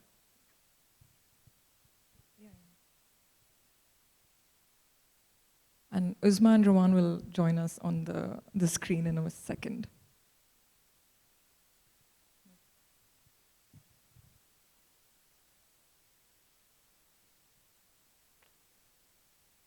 Thank you, everyone. And I just wanted to congratulate Shama and Soha, particularly on how these days have been curated and how these questions around anthropology, archaeology, and also locality have sort of been addressed. And I think with this session in particular, the flow of how we kind of re-encounter these knowledges that feel as if they've been lost to modernity can be somehow, literally recuperated through either collaboration or through re-enchantment or through intergenerational knowledge is fascinating. And I guess for me, the question is really to all three of you in terms of, being in this field where, particularly when we're dealing with the Gulf and South Asia, with these transnational sort of networks, and it seems clear to me that all of your projects are rooted in a discipline, but also necessarily interdisciplinary and also necessarily really about building community. How you are finding, there's a very strong, I think, feminist commitment, which is to be celebrated, of course.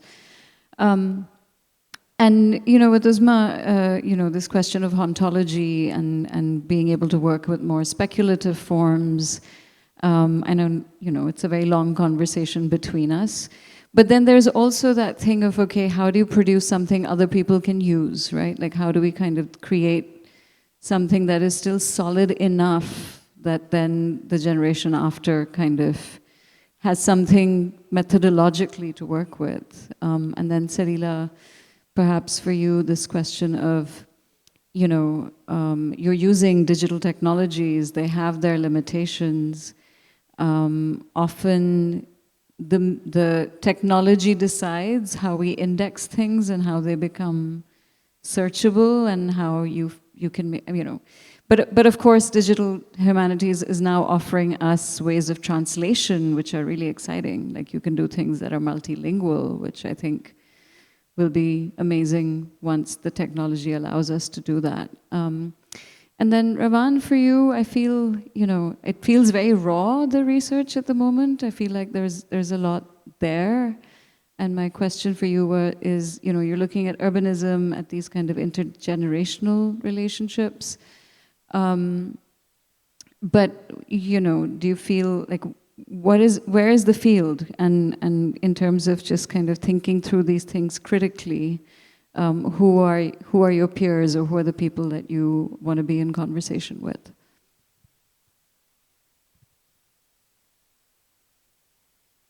So I'll just jump in just because we're not there physically and I can't read the body language, but because Nada, your first question was really geared towards me in terms of like in terms of an intergenerational understanding of how can the next generation use this sort of speculative work, right, or these sorts of methodologies. And I think one of the most liberating things about having speculative methods as being a possible avenue is that it allows the next generation to actually do differently, right? We were all very constricted in the ways in which we were taught how to think and the ways in which knowledge was categorized. And so it's taken our generation quite a bit of effort to really open it up. A methodology is not one in which it would be like, everyone needs to speak to a dog, right? That's not the methodology. The methodology is relationality. The methodology is responsibility. The methodology is being open to understanding that these ontological distinctions between the rock and the tree and Mohenjo-Daro don't actually exist for everybody, that people do consider themselves of the earth in a different way. And I think it matches in a lot of the ways in which we, in the non-global North spaces, actually think about ourselves, but it hasn't allowed, because of the ways in which colonial structures of education have disciplined literally our disciplines, it hasn't allowed that lived experience to actually be part of the ways in which we construct knowledge and we generate knowledge.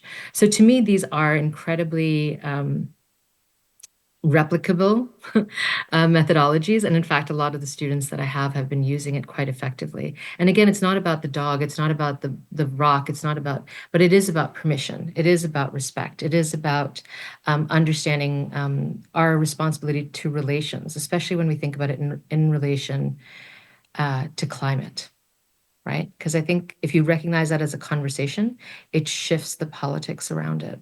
So I'll stop there so my the other folks can answer. But thanks for the question, Nada. I really appreciated your engagement. Yeah, thanks for your question, Nada. And I'm going to pick up from where Uzma left. So in our academic training, we have been taught to think in a particular way, to approach our material in a particular way. But one of the things which I have been trying to do with my map is, you know, as I mentioned, I want to leave it open for the users to decide where to click on.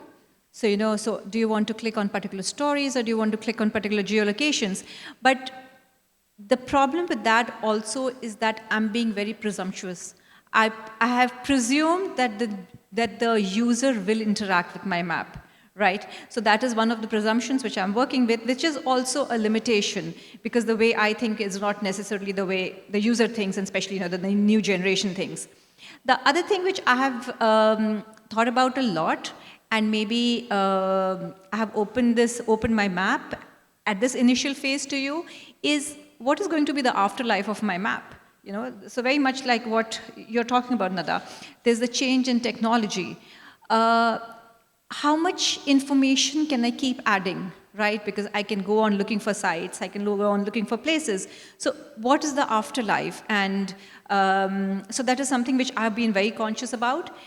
And then the third thing is, of course, that I myself am a filter, because I am working with certain presumptions which I mentioned, and because of my training and my way of thinking, I'm thinking about the map in terms of connectivity. But but what if we flip the data? What if we flip the user experience? Then will the map look the same, right? What if the technology changes? Then will the map look the same? And as I said, my map is a part of a constellation, and all our maps look different because all the, what we call the lab owners, they are different. You know, Alia, for instance, is a filmmaker. I'm a historian, and so on. So these are, of course, limitations that we work with. You know, that we presume that are going to be there. And of course, you know, one works with the presumption that at some point it's going to go obsolete.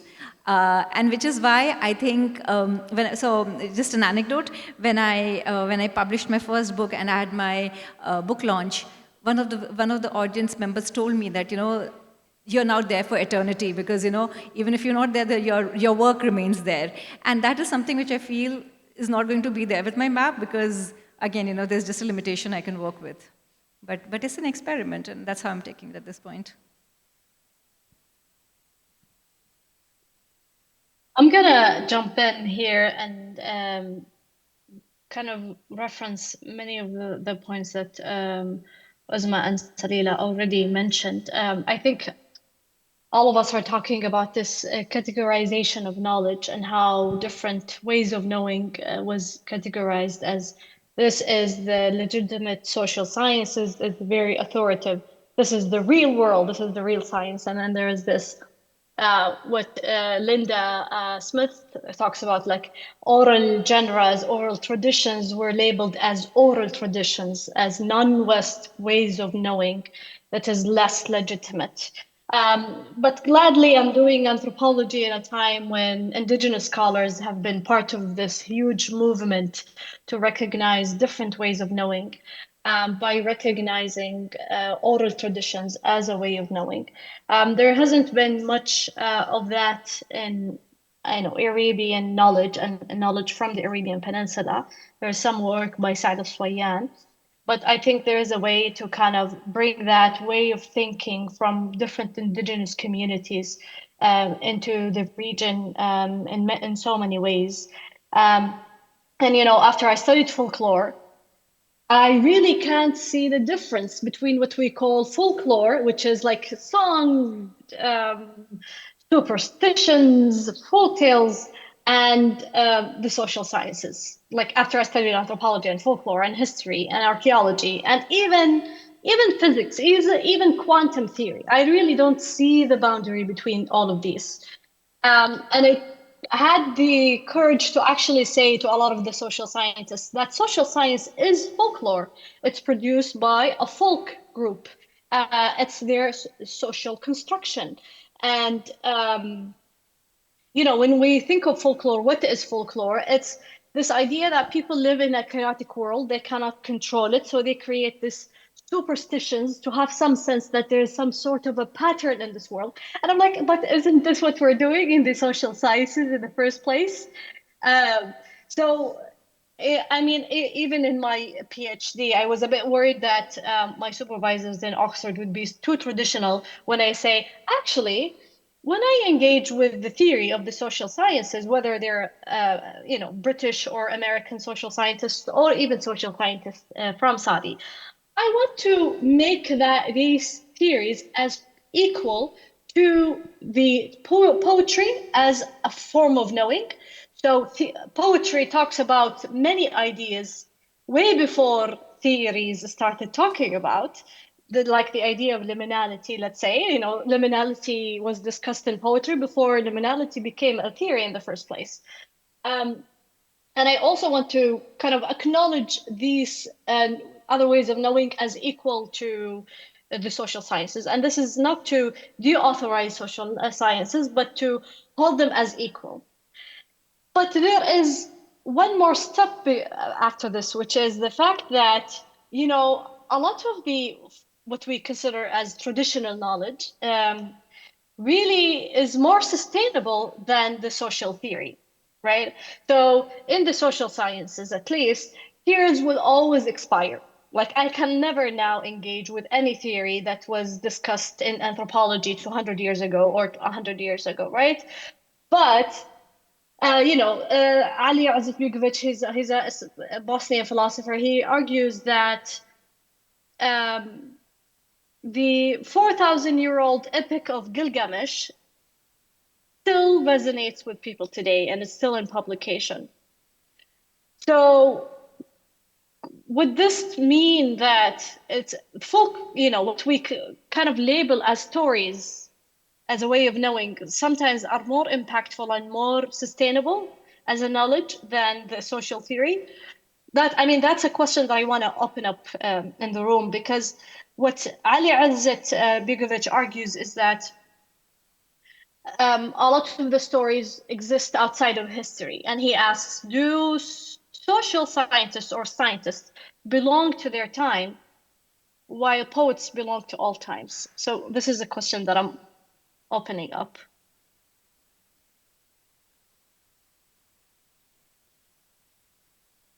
Hello, thank you for the talk, and it's great to finally see Salila attend a talk by you, because we were in the same university.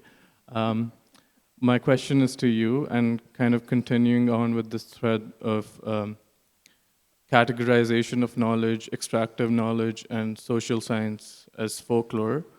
I wanted to ask why, or like understand why in your map it was categorized as authorized knowledge and community knowledge.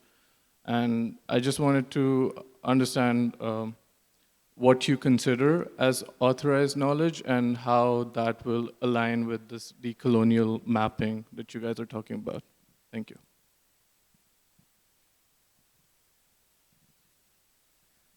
So the map is also a way of archiving different kinds of knowledge, as I mentioned. And the way I have collated the information, I start from the 19th century when, all these official discourses of the land are created, and then I work my way back.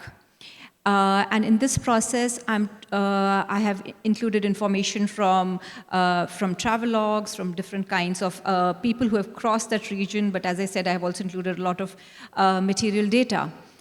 But at the same time, I also want to underscore that our understanding of an archaeological site or of a space as academics is very different from the understanding of the space of the communities who use it. And I think that is also something which Uzma was indicating in her talk, right? So we can think of a place as an archaeological site, as a national treasure. But what about people who live adjacent to it, right? And this is where oral traditions are very strong. So in my map, and this was something I should have talked about, I also have a space for users to respond to. And this is, I've called that section Your Stories, where I have left a space where people can talk about how they grew up knowing about the site, right? So, we could bring back memories from a school trip, we could bring back memories from a family trip, or, what was the first interaction with the site. So, so that is why the green and the yellow are there, because that is the difference between the academic and the local knowledge. The second thing which is also ingrained is the listing of sites as UNESCO World Heritage Sites and the listing of sites as national treasures. Because again, the focus of heritage and the focus of preservation are very different. And for instance, a recent story we did was on the island of Socotra. Now, Socotra is listed in the UNESCO World Heritage List for its biodiversity, right, for its natural biodiversity. But what I have been looking at in the map is the kind of historical connectivity which Socotra offers. So, so those are the layers of information, and that is why, those are the legends which are used to differentiate. I hope I answered your question.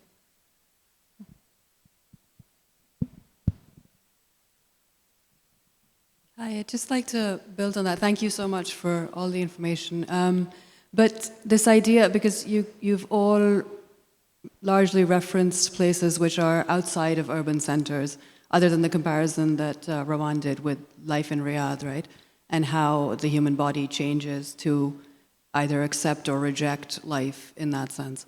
And I just wanted to touch on this idea of heritage and preservation within urban centers, and whether you have anything to comment on that, any of the three of you, because, as you said, how a community responds and accepts, what a community accepts as their own heritage or their legacy comes with nuance of a layering of when that community came into a space, who came before them, who left the built structure, who is now living within it, and this idea that we have of preserving certain spaces for either historical categorization or classification or extraction versus how, let's say, an indigenous community, as Uzma experiences Mohenjo-Daro versus how we look at it, right?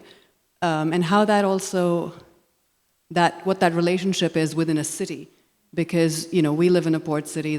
Many of these cities have had so many people going through them along the entire Gulf, how the coast has been explored, and what that notion of heritage or legacy or history means in those spatial sort of environments when you're all kind of operating with this UNESCO or whatever heritage policy to try to save something. And do you actually save it if it's not having an active engagement from the people that are using it? Is the question for everyone? I'm not sure who's going to take this. I'll give a few. I'll respond to this in a kind of more immediate way, and then I'll open it up for the other two in case they want to say something. So I think so. I'm so sorry because I can't see your faces. I don't know who this is. Usually I can recognize voices, but I couldn't recognize yours. But thank you for the question, whoever this is. And I think you've hit the nail exactly on the head, that this is one of the biggest issues we have within heritage studies. And that is whose heritage is preserved. Whose story is it that is actually, we just had this conversation about authorized knowledge versus community knowledge. Who's the authorized heritage discourse, right? And that's actually like a term that's used within heritage studies. That authorization often comes from the state. So these are national agendas. This is a different kind of violence. It's a different kind of nation state insisting on a particular narrative. And all of us, possibly in this room now, including the Zoom room, understand the impact of, who's ruling the country, right? And I'm speaking from the United States right now. So who's ruling my country and how that's kind of playing itself out. So there's a certain kind of authorization that happens. One of the amazing things about heritage, though, within critical heritage studies is the recognition that it's always fluid, right? That there is no one history to a building. There is no one space in the city, or if you think of a building within a densely populated city, that there's only one way of use of it or one story to tell. And when you bring in critical heritage work, they allow for that multiplicity. It's only when it comes up against UNESCO or it comes up against the city regulations that you are required then to demand one, because the nation state cannot have multiples in much the same way the city cannot have multiples. And that's a byproduct of what I would argue is, colonialism, right? That there's a way to control knowledge, there's a way to control space, there's a way to control history. And that's precisely what's happening there. But when you ask people in communities where you have a lot of different histories that have happened in especially within urban spaces, and especially in the face of gentrification, where they want to knock down these old buildings and put up new ones, there's so many different stories, and people attend to and think of that space in different ways. So I don't know if that opens that up or even answers the question, but yeah, your question is exactly kind of the thing that we're all kind of grappling with at all times. Thanks for that. I wanna add a quick note on that. Thank you for mentioning the urban and the village. What I'm trying to explore right now is to kind of have this blurred, explore this blurred boundary between the village and the city, and even with that we are 4 generations away from people who used to live in villages. Young generations are still part of that village, and one case for that, which wasn't part of the state project, it was more of the community-based project, which is the mud villages that I showed in the pictures were reinstalled by the community, which is in the village of Oshagir in 2006. And it was a community-based project before the state started reinstalling mud villages, which is now happening, and with one grand narrative, the same way that you, Uzma, mentioned. I think the fact that there is a community project, even when I ask people about this reinstallation project, I get conflicting stories about how did it happen and what are the stories of that place, which kind of resist this idea of a grand narrative of the colonial legacy. But I think it's also about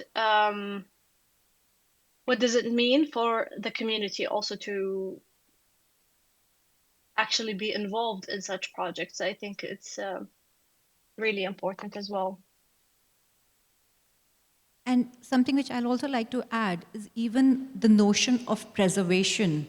You know, it's not that the communities don't preserve their past. There are just different ways of preserving it, right? And in the case of South Asia, there's a very the 19th and the early 20th centuries is a very important interlude, because this is the time period when you know, archaeological surveys are done, buildings are listed, what is heritage is listed, right? And then there is a clear differentiation between how historic monuments are to be preserved and the communities are not given access to it. And this especially happens with places of worship, because, you know, the temples, the shrines, which go back to early centuries, they become historic spaces. And worshippers are not allowed to go and light a lamp there, for instance, right? So it's the question of what we think is preservation, right? And what is listing, and for whom is this space important, right? So I think that is also something we should think about. Well, thank you so much once again. And thank you everyone for your questions and also for sticking around for so long. Thank you, Uzma, thank you, Rawan, and thank you, Salila. This was incredible. Thank you very much. Thanks so much.